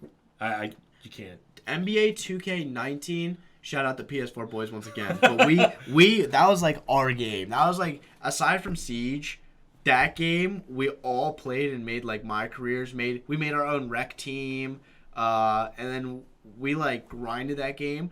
And our records were mine. I started probably like 300 wins, 300 losses in Park, and then I probably ended with like 1,200 wins, 400 losses. Wow. Yeah. That grind was crazy. The one we always talk about this, but sometimes I think that those games, because the one thing that I never understood that you did was you would buy, like, let's say it was 2020 right now. Michael would get, like, say 2020 came out, you would get like 2003, 2004, 5. Like, what was the, like, for me, what I was talking about is like, instead of having a new game every year, I wish they would just update the roster. Like, make one new game every 5 years for a console. That's what I'm doing with Madden right now. I don't have Madden 23. I'm just playing with the new rosters. Oh, so you can do that with certain ones. But they shut down the servers at some point, so you can't do that. So I can't, because the roster was created by a user. Gotcha. And I get it off Madden Share. And so probably once Madden 25 comes out, they're going to stop. They're going to For which one? Madden 25. So, like, which one becomes obsolete? 20? So, basically, like, probably the servers for 2021 are on, 2022 and 2023. Okay. I probably just shut down 2020. Okay, gotcha. So it's like a 2-year rotation. Basically, yeah. That makes sense. Because we always talk about how, I mean, all the games realistically are kind of the same. Yeah. So why don't they just update the roster and pay like half the price? Like, they'd probably make more money just selling the roster. Dude, I'm probably like... I think I've just grown up and start to realize that I've wasted so much money on doing that. Alan spends so much money on FIFA and shit. I'm probably not going to get NBA 2K, and I'm probably not going to get Madden. Ooh, your friends are going to be mad. None of them play it. Oh, yeah. All my friends, we just play Siege. They still on PS4s, too. Poor. Yeah. See, I mean, I haven't played Siege in a hot minute. I haven't played Siege in a while. Yeah, we just do it over the summer. We don't take it competitively. No Warzone? You don't do Warzone anymore? No. Warzone was getting way too fucking sweaty. We were getting clapped. Yeah. Even Fortnite's kind of sweaty, but as soon as I got a monitor, like, I'm not even switched to keyboard or anything. I just seeing it in smaller. I just see more details, and I just am so much more better. Me and Julian are about to play after this. What was I saying? Warzone 2 might be a little better, but the only way it gets sweaty is if one of your friends is playing more than they tell you, right? So if one of your friends probably, it's definitely Jack Callahan. He's fucking loser. He's good at COD. Is he? That's like the game that I don't think I've ever everyone's about. I used to be very bad at Siege, but I'm a little bit better. But everyone at Siege. What rank are you? Well, right now nothing because I haven't played in a while. No. Sad fact. Over the summer, I got the achievement for the first time, reach gold. Oh, that is so hard to hear. Well, I mean, no one in our group, the highest anyone's gotten is probably platinum. Okay, that's fair. That's the one after gold, right? Yeah, it goes gold. Yeah. But like the first thing of platinum. It used to go in the old days when we used to play was we played it silver or bronze, silver. Now there's copper. Have you ever seen a copper? Copper is. You've never been in copper. I don't think I've been. I probably have, honestly. Matt Sprague is the only one that's been in copper. That's because he rage quits out of everything. He gets banned all the time. We've been playing Siege since 8th grade. Yeah, I've been playing Siege since Eddie Monteroso. Wow. Yeah, Eddie Monteroso. How we started Siege was Eddie Monteroso on Secret Santa in 8th grade at St. Elizabeth's High School. He bought Jack Gehringer Rainbow Six Siege. And first of all, the money limit was like $10, $15. And this kid bought him Rainbow Six Siege Gold Edition for like $80. We were like, what the fuck? Nice. And then we all bought it. Like me, Harry, Jacko. We all bought it. And then we were playing. But we were such noobs. Like we were killing each other like for fun. I don't even know the operators in that game anymore. Like I stopped playing after Ella came out. Damn, that's a while ago. Yeah. Wow. So. Yeah, I remember. I even see like. Now it's cross-platform. Really? Oh wow. You could play on. You can play on PC while you're friends. Dude, I'd get fucked on PC though. Like if I was playing PS4 and switched to PC, I'd get clapped. Really? You don't think you're that good with mouse and keyboard? No. I'm saying if I was on PS4 playing against PCers. Oh yeah. Yeah, PCers are good. Yeah, way better. Yeah, the scaling. So like if you're a gold in on PC, that's like the equivalent of a silver. Yeah. What I remember about Siege is the recoil is insane. If I have a mouse, you can control that. Yeah, it's very. That's why it's like so much easier. Yeah. But we used to watch YouTubers. This YouTuber. No, not him. They watch him. I didn't really watch him. We used to watch this guy Tio. Yeah, he's like from Sweden, I'm pretty sure, and he just has like these funny compilations of stuff, and we would always quote his stuff on parties. There's this kid that I've been seeing on TikTok. I think it's like Jinx or something like Jinxie. He is so fucking funny. That sounds really familiar. You'd see him. Rainbow. He's probably like the #1 TikToker right now. But he goes through clips that people send him. I've never seen him, but he's so funny. I was like, I gotta follow this guy. I don't follow anyone. I feel like I've definitely heard that name before. It's like Jix or something like that, but he's so funny. Oh, yeah, this kid. What's his name? Yeah. This guy. Maybe I haven't. Oh, he's so funny. Some of the shit he says, I don't know if we could play this, but he'll like go through shit. And people will send him stuff, and he guesses, like, is it a bronze or is it a tie? It's so funny. He's like, there is no way. This guy. That's funny. Yeah, I can watch him all day. He's hilarious. But the way we play Siege is pretty toxic because we have like 7 people in the party, but only 5 per squad. So everyone's fiending for kills because if you have 4 more kills, you're safe for next game. That's how we play. Okay. So like I could be passing out assists, but it doesn't matter. I could have like 5 assists, 2 bomb plants. Who's your main? My main? Yeah. Fuck. Tell me you're like a Montaigne. No, I'm not a shield guy. Probably like on attack, probably Ashe. Wow. Just because she's fast. Who's your? Who's my defender? I don't remember. I'm curious because Legion. Oh, okay. See, I thought you were gonna say Doc, and I was like, holy shit, because that's what I play. I play Doc too. And Ashe. Doc is probably second. Yeah, I don't know. Nowadays, I don't know who I would play. I like Maverick a lot because you can get through those. Maverick's another one. That was a season I only played like once or twice. Yeah. So. I like. Yeah. I have 200,000 renown that I've never used. Damn. Yeah. So wow. I still have. Do you have any Black Ice skins? Do you know? Yeah, but it's all for my shit guns. I have no Black Ice for good ones. Yeah. To a certain extent, I do miss Siege, but. The problem with Siege was the goal was to make a game that was realistic, and it kind of got to the point where the operators weren't realistic anymore. There's like all these gadgets that make like the one that's like a clone, she can run around. Yeah, it's so she pisses me off so much because I don't get that many kills. I get so hyped when I get one. You're like, this idiot's running down the hall. I'm like, oh, she's so fucked, and then she evaporates. I'm like, shit, and then the other one comes in and actually claps me. How much time have you done? Just out of curiosity. No idea. 3 hours. No, I'm kidding. No, he's still got time. What was I saying? So yeah, that's a game that I'm like in the new Modern Warfare. Have you played it yet or no? No, I want to get it. I want to get it when it's on sale. I don't want to get it now. Well, here's why. Right. So this is what I've been saying. This is the first bi-yearly Call of Duty, right? So that means that you're really only paying $35. What do you mean? Because if you're paying $70 now, it's $35 this year, $35 next year. Because there's no Call of Duty next year. So you're really only paying $70 for 2 years. I'm not buying Call of Duty every year though. Which ones did you not buy? Which ones did you not? All of them. Which ones did you not get? I got Modern Warfare. 2019. Cold War. Yeah. That's it. Oh, you didn't get Vanguard? No. Oh, okay. Man, Warzone must have sucked for you then if you played Warzone because Vanguard weapons have been top tier for like the last year. Well, so what I want to do is buy my games Christmas break because that's when they're on a discount. Yeah. This week I'm on Steam. Yeah, everything's discounted. I'm only here for like I would like to get stuff on Steam and go crazy. But internet too. You can't really download. Well, one internet, yeah. I don't play I only play offline at college, like because I would like to play some games online, but I just accept that I can't.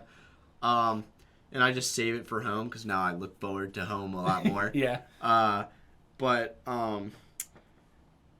So I can't get them on my PC because most of my friends are on PlayStation. Yeah, the cross-platform. Yeah, I don't know what games are cross-platform. I don't know what's not.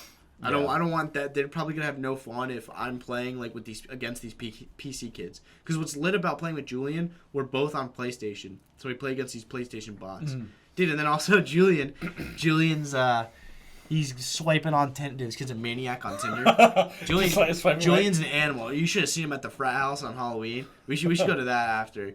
But it's like he's got Tinder Premium. Oh, really? Slamming the right, like swiping like crazy. Some of the things he sends me, some of the creatures that he sends me, are insane. But we play with them. Some of these girls play Fortnite. Oh, really? And Julian has no intentions of ever meeting these girls. We just play Fortnite with them, and for matchmaking reasons. So we play against these absolute just bots because we have this girl on our team who sucks. That's what we used to do. My friend Emily would play with us. Yeah, because they're on skill-based matchmaking now in Fortnite. So we it's been like 3 different girls filling our number 3 spot because there's trios now. Yeah, that's interesting. Skill-based matchmaking in Fortnite because I don't know for sure, but when Julie and I are playing, we play some sweat cans. But then when we play with these random bitches, right. We like win like 7 in a row. Really? Wow. It's like crazy. That's what so as I was saying, my friend Emily, she plays Fortnite as well. Like that's the only game she has. Yeah, most girls that's the only one. Yeah, she's a nurse, so she doesn't have time for any real games. And dude, I haven't played Fortnite in like 4 years. I played one with her. Instant win. I was like, I mean, like the reason girls will play it because they don't have time is because Call of Duty you have to upgrade your weapons. Yeah, you're gonna get clapped because some dude's got a level 40 gun. Fortnite, luckily, they've kind of stopped that, which is nice. So really? Warzone 2, Fortnite is only skins. Yeah, I'm just surprised that they did skill-based matchmaking in Fortnite because how do you do the matchmaking? It's based on building or shooting. I can't confirm that, but what I'm saying is like what I've seen. Yeah, and what it feels like, and then. Well, also, maybe we go back to Halloween. Yeah, tell me about this. So, Halloween, first of all, we had the Nelk Boys in the pit. Not the Nelk Boys, we had Salim, and I had to think of it all. You know the dude that's the academic weapon? I don't know the Nelk Boys that well. I just know Steve. Yeah, it was, so the main guy, Kyle, wasn't there. It was only Salim, his cameraman, Cousin Jay, this dude that always tries to get, like, this dude that, he's a virgin. Or he used to be a virgin, so they brought him and just try and get him laid all the time. Yeah. Chaffee. And then this guy that's called the Academic Weapon on TikTok. I don't really know. The Academic Weapon. Yeah. He's just like, I don't know. He's a weird guy. But they were at our house over Halloween. They pulled up to the pit, and it was packed. There were so many people in our pit just trying to see him. Which ones? Any of these guys? I know that's Steve. I think that's an old one. Okay. So wait. It's Salim, this guy. Oh, that guy. Okay. That guy was in our pit. Who else? I don't know. It doesn't. If you look up Salim and Cousin Jay, those are like the 2 guys. I have a picture with both of them, but Julian, like, I tried to get him up one weekend, but I don't know what happened. I think it just wasn't the best weekend. He came up. Because I don't know why. I think I was literally just like texting him as we were talking about having this party and how Salim was coming. So I was like, all right, dude, I'm already texting him about sports. Might as well just ask him because we've been trying to get this done for a little bit at school. I text him. He's like, yeah, sure, I'll do it. And then we can go to the Ohio State game the next day. Because I went Halloween. Everyone saw Halloween on Friday. Cause it's just college kids. And then the Ohio State game. Penn State versus Ohio State, which was like a huge game. It was like 7-2 rank-wise, was Saturday. Was the next day. So Julian came up. I like showed him around the house. He commutes to Rutgers, so he like doesn't know college atmosphere really. And also Rutgers college atmosphere compared to Penn State is Rutgers is like 15 minutes away from our house, so it's not like it doesn't feel like you're going to college. Yeah, it's also like just a terrible. It's just not nearly as big as the school at Penn State. Well, none is really, but so we were in the pit. First of all, so my girlfriend was coming up, Michaela, we were gonna be MGK and Megan Fox. I reminded her like 3 times to bring my fucking costume, and she forgot. She forgot my costume, which I was livid at first. Now, can you explain to me the costume of MGK that you don't already have? I mean, that's what I was. Everyone was like, "I can't wait for you to be like." All the brothers were like, "You gotta be MGK for Halloween." I was like, "What am I gonna do different?" And, I mean, all I really did was There's a music video for Bloody Valentine where we just copied the outfit. She just wore like a biker jacket, and then I just wore like a pink sweater and just jeans. Oh, basically. You did that? Gotcha. Yeah, I did that. It looked pretty good, but we had to use it the next day because she fucking forgot the costume. I hope she doesn't see this. She probably will. I don't care. I'm still mad at her for that. I remember when she first did it, I was like, I'm gonna drive all the way to Altoona to get this fucking costume because I want it so bad. And then she forgot it. Yeah, and she forgot it, and I was I was like, she already came over and she like found out she forgot it, and I was like, fuck it, I'm driving all the way to her place to fucking look for it because I was so mad and I just wanted to wear it. But then I was like, I can't do that. By the time I do that, the party's going to be over. Celine will be gone. Right. I was just like, fuck it, I'm going to do a different costume. I think it was just like the Riddler, and she made herself the Joker. But like, as I was saying, though, like she was in there. She told me she didn't have it. I was like, oh, my fucking God. And I like wanted to go off. But her friends were in the room. I was like, they're gonna think I'm like the shittiest boyfriend ever if I scream at her. He hits me. Yeah, they're gonna think I'm like an abusive boyfriend if I go off about a simple costume. So I was just like, one okay. fucking job. Yeah, I was just like, it's okay. I was still kind of. She's crying in the corner. Yeah. Even the friends, like, as soon as she was like searching through her bag and she was like, oh, and her friends were looking too. She was like, oh, they were all looking at me like that. And at first I thought it was a joke because I was like, there's no way she actually forgot it. But and then she actually forgot it. She fucked me over. But yeah, so Julian and I go in the pit. At that point, when it was me and Julian. Now, how many people are in the pit at this point? I can't count numbers. Like Head count. Couple hundred? I mean, I have a photo of it, kinda. But it's just, a couple hundred, yeah, definitely. Yeah. I'd say probably like 400, 500 maybe. Yeah, that's a lot of people. Yeah. Like, it doesn't sound like a lot, but in that pit, I've seen a picture of the pit, that's a lot, right? The only thing is, we don't only have the pit, but... It goes out a little bit, too. It goes out a little bit, and we had people in the basement as well. Because I remember trying to get out of the basement.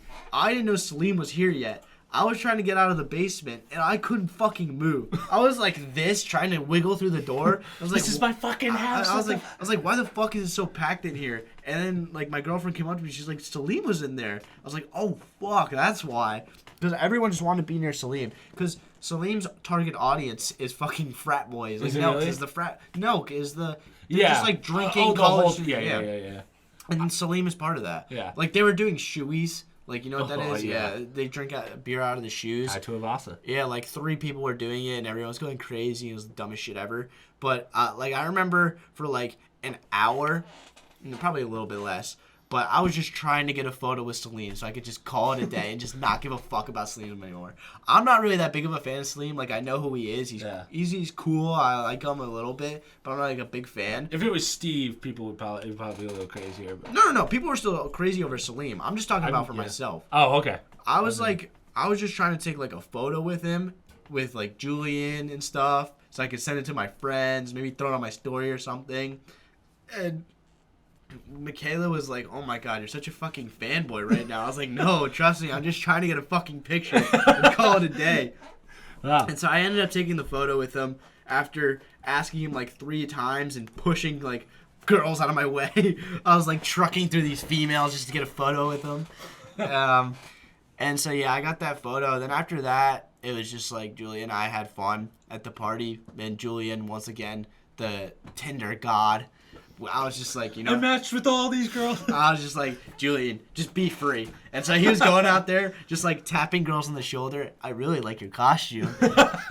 Julian was talking to every single girl. Julian, the player. I didn't know. Dude, he was talking to every single girl. He wasn't scoring with a lot of them, but he was firing shots. Yeah. So that's what you gotta do at a party of 400 at a school you don't even go to. Yeah, I mean, yeah, he was in a shit situation. We wasted the party was starting to like die off a little bit as soon as I like told him to be free, but. We like wasted most of our time just trying to, try and get a picture with Salim, basically. Yeah, but I was like, Julian, girls last forever. A photo with Salim doesn't. And so, that was basically it. And then I remember me and him literally stayed up till like 6 a.m. just talking with like these brothers. That's crazy. But. Yeah, that's gotta be the nicest part about having a frat. It's kind of like you're with family all the time, right? Dude, we were like. Even Thursday, I went to bed at like 5 a.m. because I was just talking to these kids in the front room. And yeah. What time's your first class? Depends on what day. Monday, What's your earliest? Monday, Wednesday, Friday.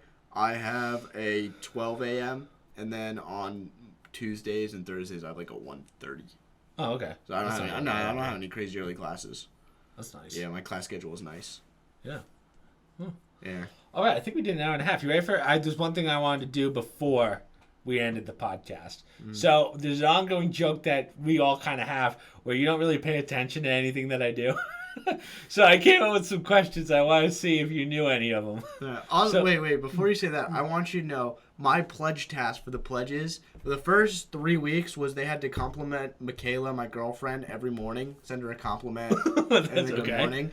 And then after that, they all subscribe to you.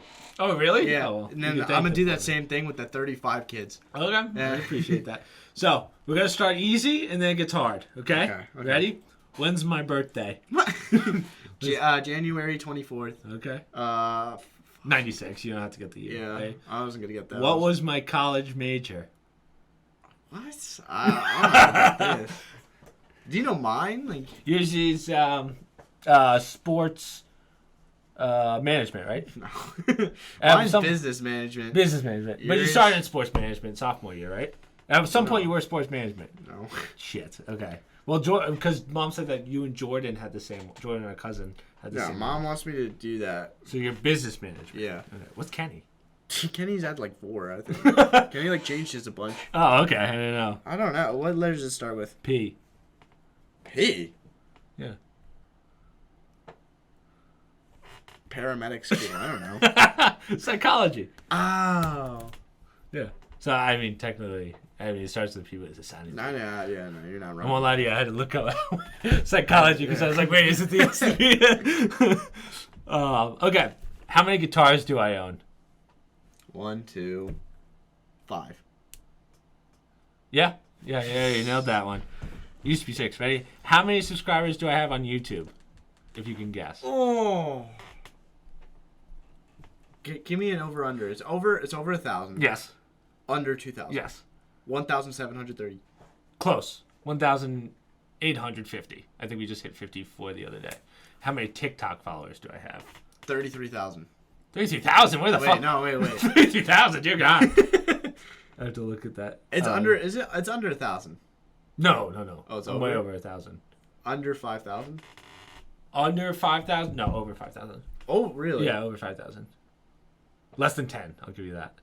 Fuck, I don't know. 8,500. 9,005, I think, or something like that. Damn, I was close. Yeah, it was close. Yeah, that's okay. It was just a connection thing. Okay. Hey, this is a tough one. How many YouTube videos do I have? And I'll let you round it. You have a lot. Yeah. Over 1,000. Over 1,000, yeah. Under 2,000. Under 2,000, yeah. 1,500.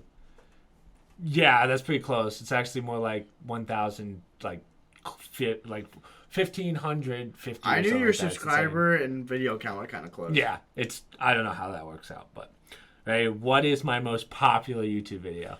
I know your most popular series. What is it? Do you know? Mr. President. Technically, that's true. Yeah, really? That's definitely a full game. But what? So, first question is, what am I most known for? Mr. President. No, that's actually not even close. That was only there's a couple thousand for that, but no. I want to say World War Zombies or no? Yeah, it is Zombies. It's not World at War. It's actually really? Black Ops 3, but yeah. Oh. Black Ops 3 Zombies, but do you know what my most popular Zombies video is? It's also my most popular video.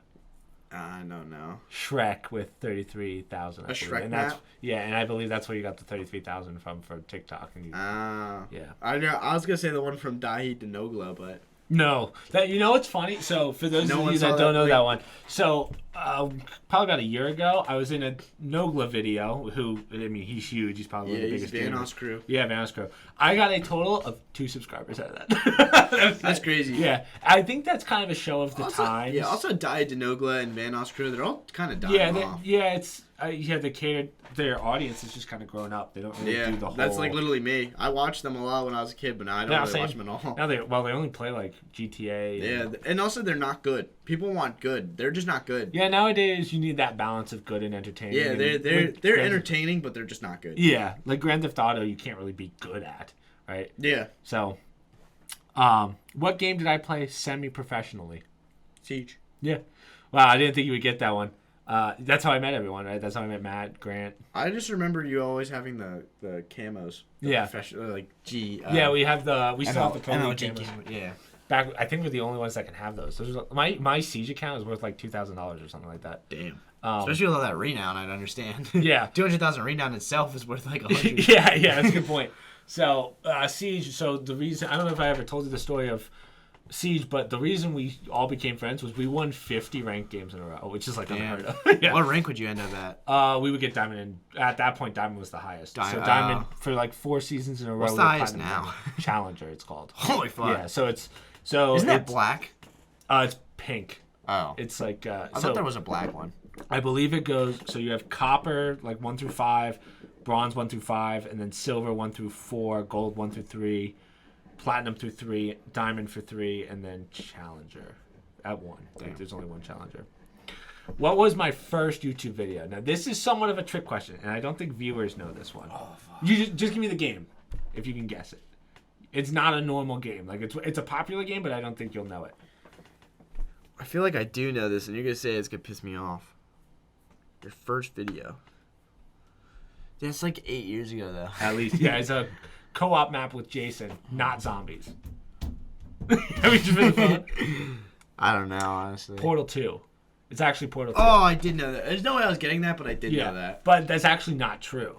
So when I first... You deleted some? I deleted some because when I first started freshman year of college, the original Pancake 101 channel was Knack on the PS4. It was like some bullshit, but there's no audio or anything. It was me trying to figure out because I didn't have a computer at the time. I didn't know anything about building computers. I have a good question for you when you're done with yours. Go ahead. You can ask it. It's like, what's my only YouTube video? Oh, wow. I didn't even know you had a YouTube channel. My only YouTube video. I feel like it's... I don't even know the name of that channel. Is it Safalosha? It's Okay. Mike C. Safalosha. Let's get some subscribers over there. What are we doing? I made it at like grandma's house on my phone. Oh, so it's like a IRL video. It's not a gaming video? It's not a gaming video. It has to do with sports. A sports player. I'll tell you this. It's a highlight reel for an NBA player. Oh, I think I actually have seen this video. Really? Yes. I think someone showed it to me. I think it was Kenny. A long time ago. 3 likes, 1 comment. It's not yours, is it? It's not your basketball highlight reel that I saw. No, okay. No. No, wait. It says I have 1 comment, but it doesn't show up. It's probably been deleted. I don't know. What is it? It's a LeBron James highlight reel from 7 years ago. Oh, wow. What's the song in the background? I don't know. I've never seen it. I'm the Man by Aloe Black. Okay. I said first YouTube video. What do you know? What game got me into gaming? So like the first game that before YouTube. Do you know what it was? It's definitely on the GameCube. Mm-hmm. I actually said Zelda. Not a bad guess, but no. It was actually the first game I ever played. Oh, you said not ever. But you said it on the stream. Yeah, a couple days ago. Oh, a couple days ago. Yeah. To me? No, just in general, I said it. Oh, fuck, that doesn't help me. So, Mario. No, this is another one you're not gonna get. Do you know what Star Fox is? You know Star Fox? Oh, really? Okay, so there was a game on the GameCube called Star Fox Adventure. I probably played it in 2nd grade, and I never understood it, and then I went back to it like 10 years later, and I was like, oh, wow. I just remember watching you play that Mario game with the flowers in water. No, the water game. Oh, yeah, that's Mario Sunshine. Yeah. It's a classic. That's like one of the... I don't know if you were here when we were doing the GameCube games. We were going through the GameCube games. That game was like $100, like today. Damn. Yeah. At that one, we had that Resident Evil, the original, which was like... Game scared me. Yeah. Yeah, we never played it.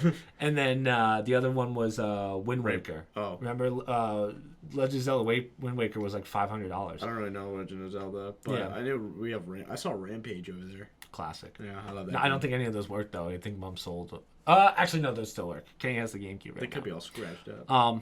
Name all Kenny the... Kenny took the GameCube. Yeah, Kenny took the GameCube, and he doesn't even have a TV that runs it, so... Can you name all the consoles that I've owned? Yeah, probably. You don't have to do the handheld ones. GameCube. Oh, no handheld? Yeah. If you want to go if you think you could do handheld, that'd be DS. Not the first. If you can do them Nintendo DS. Try and do them in order because you weren't born for some of them. Sega?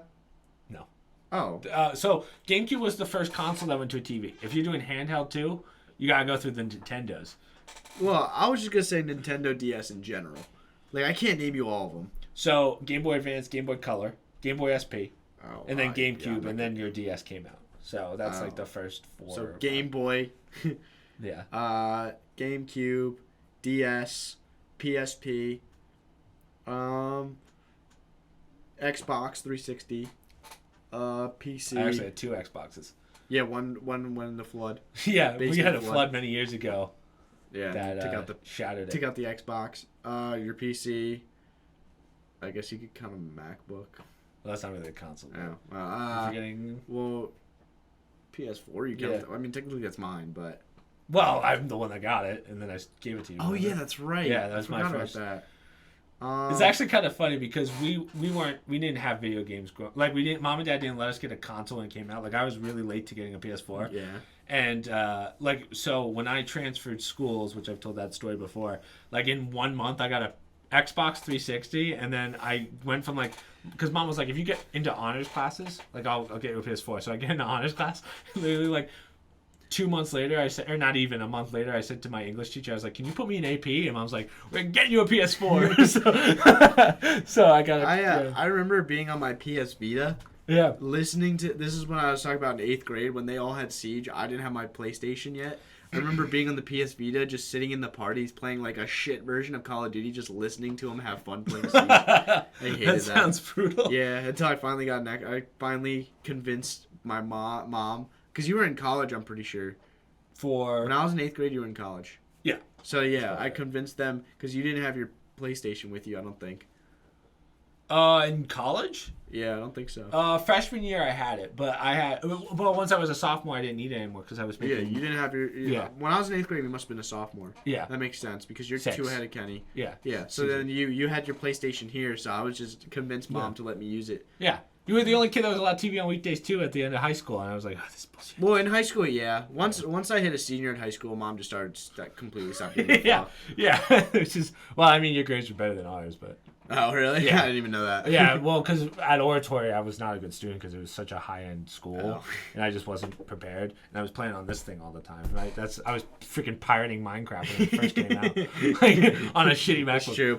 I was telling Mom on one of the earlier podcasts, what we used to do is we would get back when Modern Warfare came out, the original, I was in high school. I remember and Kenny. We would play LAN in school, so it would be 50 kids in the lobby, all of us playing each other in classes. It was so much fun, all over the campus. You and Kenny 1v1 sniping each other at grandma's place. Yeah. Grandma's, I just remember one time we were in class and one of my friends so I'm in bio. I don't know if you've ever been to oratory, but it was one long hallway basically. No, I never have.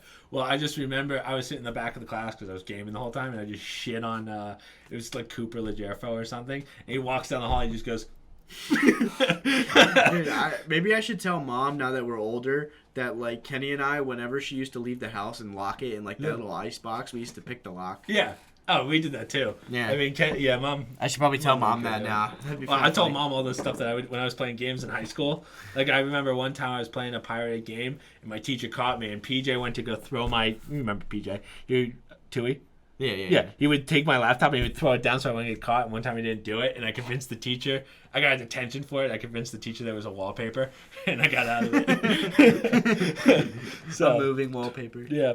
So, 2 questions left. Do you know what caused me to become a gaming YouTuber? Pretty vague question. You wouldn't know it, but it's actually because of you. Is it like a person? No, it's because of you. What? So when I was in high school, I made my own YouTube, didn't I? No, we were watching. Right, I'll tell you the exact story of when I was like, "Oh, this is what I want to do with my life." When I was in high school, you were still in grade school, and you were watching the Sea Nanners video, and you were telling me, I was like, "Wait, these people do this? Like, this is like their thing?" Oh, really? Yeah, and you were watching Sea Nanners. And I was like, what the fuck? And then I just constantly watched Sea Nanners and all those guys. I was like, I'm going to start a YouTube channel. I don't really remember exactly, but I always thought you knew Sea Nanners before me.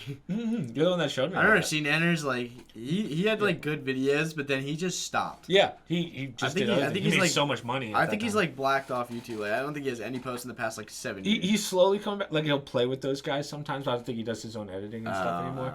But that was kind of the first video where everything before that I always thought was just for looking up like how to get achievements in games and stuff. Yeah. And once you showed me that, I was like, oh, this is what I'm going to do. So it's actually because of you I started gaming. Yeah. I also remember, this is kind of off topic and random, but my mom I remember my mom saw me and Connor Ketchum in grade school watching Mortal Kombat videos, and she saw like, 1, people beheading each other, and 2, like, girls wearing borderline no clothes. Yeah. And she got so mad at me and made me never watch Mortal Kombat again. Oh, that's funny. Matt Sprague plays Mortal Kombat all the time, and he keeps breaking controllers. And for his birthday, I was going to get him one of those nice, arcade ones. But he'd smash that shit in a second. I have Mortal Kombat. Towards the end of last year of school, I played it with these kids that lived next to me. I used to be a sweat for a little bit. That's funny. But I did that same thing. Then I took it to UFC. I used to play when I was in college. I shared a wall with the living room of my neighbors, and they were playing Mortal Kombat. And I went over one day, and I was just kicking all their asses in Mortal Kombat, and I've never played it before. Yeah. So I just had it. So that was how we bond. But yeah, when it comes to rage, I think Matt Sprague kind of beats you out in the rage cage. Probably. Matt Sprague, one of the best things I've ever seen. We're playing Siege. Matt dies because his headset wasn't working. You know how normally we just grab it and throw it? He takes his whole headset outside and just smashes it on the driveway. Usually when I rage, it's for like 5 seconds, and then I realize I'm raging over a video game. Matt will rage over 30 minutes. Yeah. The worst one I've seen. Do you know Mitch? He's the other Canadian. He's not there that often, but we were playing CSGO once. He had a glass table, and he just smashed his phone on it and shattered the table. That's so dumb. I know. I gotta ask him. You also you have to add me back to the Discord. The big one. Yeah, your server. It just is invalid now. The MMA one? The one with I have to check. You sent me a link to it a while ago. Oh, okay. That's probably the MMA one. I thought I joined it as soon as I got it. Now, last question for me. What podcast is this? What number? I do know this. 21. Wow, yeah. I didn't think you'd get that one. Yeah, because I watched the one. So, I haven't watched all of them, but I've watched some, and then I watched the one with Kenny, and then I watched the one with Mom. I'm pretty sure Kenny was 19. That's probably right. And then Mom was 20. I watched like halfway through the one with Mom, and you guys were talking about like politicians that I just don't know, and I was like, I can't. We gotta calm down with the politics. I've come to realize that mom's a little too. It's not. Mom goes too deep. It's not that. It's just I don't. I mean, maybe someone who knows a lot about politics would love it, but I don't. Yeah. So I just didn't understand a lot of it. Yeah. Now, as I said at the beginning, they were asking me. Chad was asking me. Can I ask soccer? Who do you think is going to win the World Cup? I don't know how well you know soccer. I mean, yeah, I don't know it that well. I just assume it would be like Brazil, Argentina. No, everyone says Portugal. People are talking about how Messi and Ronaldo might line up in the World Cup, which I think would be lit. But that tells me that Argentina and Portugal are my sports knowledge is ass, but when it comes to soccer, it's even worse. I have no clue how World Cups work. Yeah, when I watched in like 2015, I think I was in 8th grade again. I remember playing FIFA. No. Why'd you say 8th grade again? Because I was talking about Siege in 8th grade. Oh, okay. Well, I was like, we were also playing FIFA 16. You made it sound like the way you said that was like you did 8th grade twice. No. But, yeah, I was a huge FIFA fan because of Rocheshaw, KSI, all those guys. I used to watch their Ultimate Team videos. Same with Kenny. And we just both knew a shit ton of soccer. And Kenny stuck along with it because he actually liked soccer. Right. I just liked it because of the FIFA. The games were fun. I'm still good at FIFA, though. Just a question for Blizzard Zero. You're right. Everyone asked a couple. Something about it being in Qatar. Don't know that one. Asking what... Oh, actually, this is a better one. He says, what do you think of Canelo? But we never talked about... Like boxing? Yeah, we never talked boxing. Jake Paul and... Andrew Tate. Andrew Tate, yeah. Personally, I love Andrew Tate. Obviously, like, the shit he's... How dare you? No, I know. He is sexist and gross. But I listen to him, and my girl, like, Michaela obviously hates him and hates whenever I talk about him because, like, every girl should by the stuff that he says. But I think I only listen to him for the money-making stuff. And just, like, the motivation type shit that he says. That stuff is really good. I think he's really hard to tell when he's joking and when he's not. And I think he does do a very good job. That's also very true, as well as we just watch TikTok clips where people trim it out to him saying horrific shit. Yeah. And if you like I did and actually go onto his YouTube, or now it's Rumble, if you actually go onto his stuff and watch like what he says, a lot of it is not sexist. Right. It's just the clips are taken out of place. Rumble, I have yet to use. Like, we tried using Rumble. It is wild to use. Like, it's so the only weird. reason Rumble has any relevance is because Steve will do it and Tate. And even then, they don't even, like, if you go to Rumble right now, they're not even on the main page. Like, the problem with those, and not to get into politics, but all the politicians go to those because they've been banned off everything else. It's crazy. And it just floods the Rumble market. You might be getting shadow banned for what Mom talks about. Yeah, the last episode that we did, it tells me, like, I don't know if you've ever seen a YouTube. No, I haven't. A YouTube. Let's see if it'll load. I made a YouTube channel in middle school with Eddie Monteroso, and it was just us recording the TV playing the games. So, see how it gives me a percentage there? That's called your click-through? Yeah. So, I've always gotten, like, I don't know what average is. Obviously, I'm below average because where we live, like, it's terrible for YouTube. But that was the first time I've ever gotten a 0% click-through with Mom. Damn. yeah. I've never seen a 0. I knew as soon as I saw that, like, I was watching you guys talk about it, I was like, this is going to get shadow banned or something. 100%. So that one definitely did. But, yeah. So, Andrew Tate, Jake Paul, I think is going to happen. Here's my thing. Well, do you think it's going to happen or no? I think it's probably going to happen, but Andrew Tate's going to get destroyed. Really? You think so? He's a kickboxer. I think that's all the more reason why he would beat the shit out of Jake, because... They're not boxing. Oh, they're not? I mean, they're boxing. They're not kickboxing. Well, you still have to use your hands in kickboxing. I think Tate will probably give the biggest fight out of all the people. Absolutely. But he's a kickboxer. Here's why I don't think that matters, and why I think it's actually going to be the complete opposite. When it comes to kickboxing, like, people don't really realize it because we don't talk about it that much. Like, it's not MMA or anything, but those guys are unbelievable when it comes to actual fighting. That's true, but... And we're not talking about just a kickboxer. We're talking about a 4-time world champion kickboxer. He's really good. Yeah. 2, that's true, but he's been out of the game for a long, long time. Only 4 years. It is only 4 years? Yeah, it's only 4 years. 4 years. Which is a long. 4 years compared to Jake Paul, who has devoted his whole life to only punching, while Andrew Tate has been away from the game for 4 years, where he practiced on punching and kicking. Yeah. But here's why I also think it's a hard fight for Jake. Because, think about it, he's a guy that's in kickboxing. Getting punched in the face is nothing. Getting kicked in the head, that's different.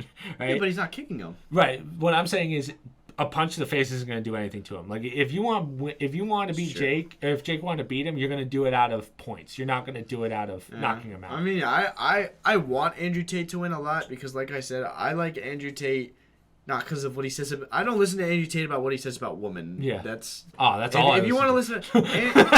It's the only thing I care about. Andrew Tate...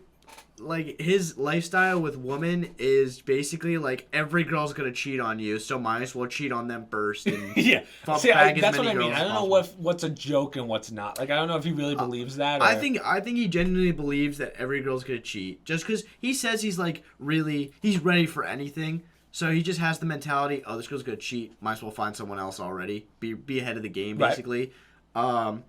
I don't listen to that stuff. He's also taken out of context a lot. Like you said, you don't know when he's being serious, when he's joking. Clips, he's trimmed out a lot of the real stuff. And then, I only care about I feel like all the real stuff of him, like, I've never really seen. I've only seen the trim clips. Yeah, I know.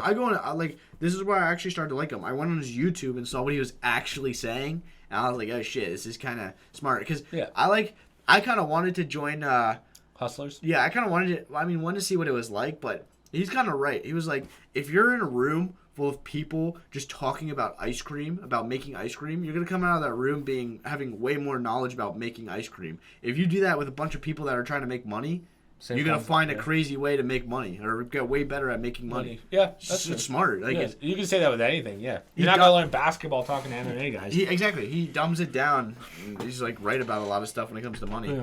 I would be curious, though, to see that fight. I think we will get that fight. That or Nate. I was always told that he was going to fight Logan Paul. That would not go well for Logan. Like, Jake's the only one that I think stands a chance. Logan's like 0-2-1. He's 0-2-1. He's fighting boxers that he fought Tyson, KSI, and Floyd, which is, let's be honest, that's Tyson. the weirdest. Didn't he fought Mike Tyson at some point, right? No, he fought KSI twice, and then he fought. Why did I think that Floyd he Mayweather. fought Tyson at some point? No. Oh, okay. Tyson. I remember Tyson fought another old guy. And Yeah. Jake Paul was on the card of that. Logan versus Tyson? No, it never happened. I feel like that happened. No. Reportedly set to fight February 2022. Oh, I guess that never happened. Yeah, no. Logan Paul never fought Mike Tyson. Huh. Okay, Mike good Tyson's call. only had one fight in the past 10 years, and it was good. Right. It was okay. Well, for some reason I thought he fought twice, but so between Floyd, which was kind of a joke, Floyd didn't really Did try. you see the one with fucking Deji? I don't. The biggest joke ever. Oh, was it? He fought KSI's brother Deji. Right. And Floyd Mayweather was purposely missing hits, so the fight looked real. Oh wow. And yeah, it was just not fun. I didn't realize it. Yeah, that's the problem. I mean, not to go deeper into topics, but when you see these TikTok boxers and stuff, I consider Jake Paul a real boxer. He's really he's giving me the proof. He's taking all his money and he's throwing it into boxing. But when I see TikTok boxing or KSI, the one that happened today where he's getting punched in the face by in some weights. Yeah, I saw that. That. Dude, it kind of hurts boxing. KSI fought two people in one night, and it was the dumbest thing I've ever seen. Those guys that he was fighting literally were worse fighters than Yeah. That's when it becomes a that's it's a picture of mom trying to box. At that point, I feel like you are making what feels like a joke of the sport. Yeah. Whereas Jake Paul, I don't think that to me is not a joke. Yeah, you can make the argument he's picking and choosing fights, but he's fighting. This is why a lot of people don't watch actual boxing anymore because they just think it's a joke now because of what these guys do. Yeah, and again, it kind of sucks for Jake because he's in such a weird position. I don't want to go into off camera. We can go into all the details of that. I just don't want to bore people, but I think Jake Paul is kind of the best thing to happen to boxing, but he's put himself in a position where he's going to lose every time in the limelight. Yeah, I mean, honestly, these YouTubers, some of them make a joke out of it and look so fucking stupid. Yeah. But Jake Paul has actually made me watch boxing. Absolutely. I would never look at boxing with UFC out unless Jake Paul happened. Yeah, some other time we'll go through why that's what he's doing is interesting, but it's not exactly the proper way of doing it. Are we gonna do a 3-person podcast with Kenny? Yeah, we could do that next week if. Oh really? Let's go. If he's home, I want to do one with Grandma. Yeah, that'd be funny. I'm gonna do one with Grandma just to have that. Watch what she says. Yeah. Make sure she doesn't drink any wine beforehand. She's gonna be saying and then some bad things. Hopefully, Papa's gonna come down pretty soon to do one. Oh, so, yeah. Because Aunt D was like, "I want to be on," and then everyone was like, "Oh," when we saw them at the thing a couple weeks ago. Oh wow. Yeah, that'd be quite the podcast, Papa. Yeah. Well, what I wanted to do was for Thanksgiving. It would be too hard, and we're not equipped for it. But I wanted to do Mom, Aunt Sue, Uncle Ray, and Grandma. Do it that way. But that'd be pretty cool. I just don't know how it would work. Yeah, I mean, I could try and work the cameras like they do at the. Oh, that's something I didn't talk about. That I said at the beginning. What? It was my question of, do you think, at Joe Rogan's podcast and Impulsive, they have so say you talk, the camera flashes on only you. Yeah, I talk, the camera only flashes on me. Do you think that's a camera with a sensor on it, or just a cameraman? No, it's 4 different cameras. Or however many, and you just take the footage from each of them off the land, and then just okay. I see that. So you're just too lazy to do that. So well, we only have the one camera, right? True. And then that's why with Dad's thing, I wanted to do it 2 ways. But if I had the multiple cameras, you can technically do it with just buttons on a Stream Deck. Mm-hmm. So one day we'll have a whole studio and stuff. Mom and I talked about it for the next house, so we'll do that. That'd be cool. Yeah. So, anyway, we just did probably about 2 hours. Yeah, you want to end it there? Yeah. We'll do it again, hopefully next week with Kenny. Give Mom a break, because Mom can only do politics for so long. Yeah. Mom's in 15 of them. Yeah, Mom does all of them now. Yeah. Mom went from, I don't want to do a well, just remember, a year ago, Mom was like, I never want to be on camera. And I was like, Mom, I want to do the podcast. She's like, I'm in. Yeah, she's got nothing to do because I'm not asking her for help with work right now. She's like, oh, I'll do the podcast. But, okay, only things I have to promote. So, podcast this comes out Monday. Let's see. So podcast with Mom was last week. This will be on Spotify on Tuesday. Ooh. This comes out Monday. Tomorrow is a speed run. Gotta figure out for probably Blossom's Tales. Zombies was Wednesday. Friday was. What's that top one with the A? That's Arkham Knight. Oh, I like that. Yeah. Did you see the voice actor died? Yeah. I know. It's kind of sad, but. Yeah, we already finished that game. And yeah, that's sorry. Anyway, so Zombies was Wednesday. Friday was an escape room. Today was the Twitch Clips video. Tomorrow is, you know what? Just for you, I'll do Arkham Knight tomorrow. Hey. And then The only thing, the other one is the podcast, and then streaming God of War on Monday. So yeah, that's pretty much it. Social media down below, promo codes down below, other streamings down below. Do you want to promote anything? Do you have anything you want people to follow, or Nah, I'm probably good. I'll just say shout out to the boys. The boys. I never see Jack O'Callahan. Jack O'Callahan. Hopefully they see him next Jack Ehringer. Harry Mason. There's more of them, but Julian. They didn't. Julian. I don't know if he'll watch this though. Oh. He's not really on YouTube. Oh, okay. It's just I said in the group chat I was gonna be on the podcast. Harry, Jack, and Jack. Okay. They were hyped. Ooh. Yeah, there's more kids in the PS4 chat, but they didn't say anything, so fuck them. All right, we'll end it there. Good job.